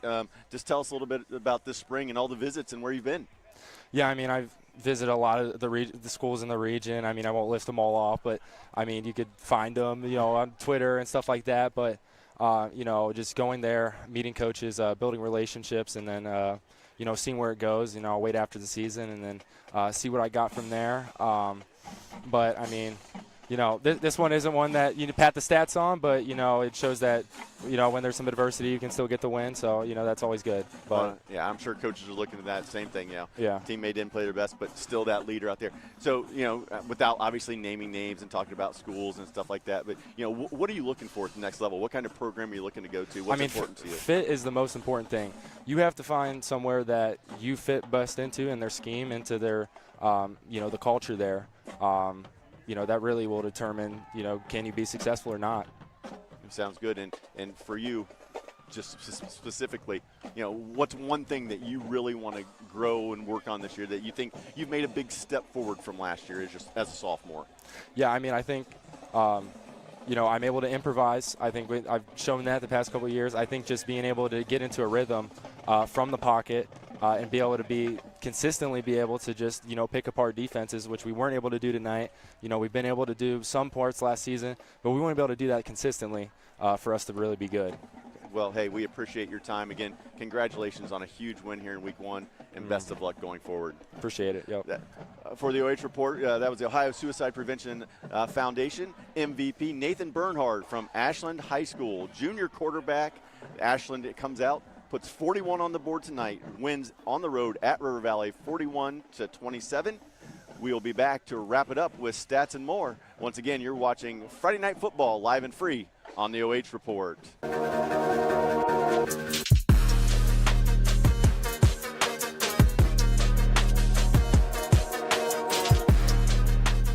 Instead of paying for some big-name spokesperson, Kasasa Checking gives that money back to you in cash rewards. In fact, you just bought me this cup of coffee. See how that works? Amazing! Free checking, cash rewards. Take back banking with Kasasa.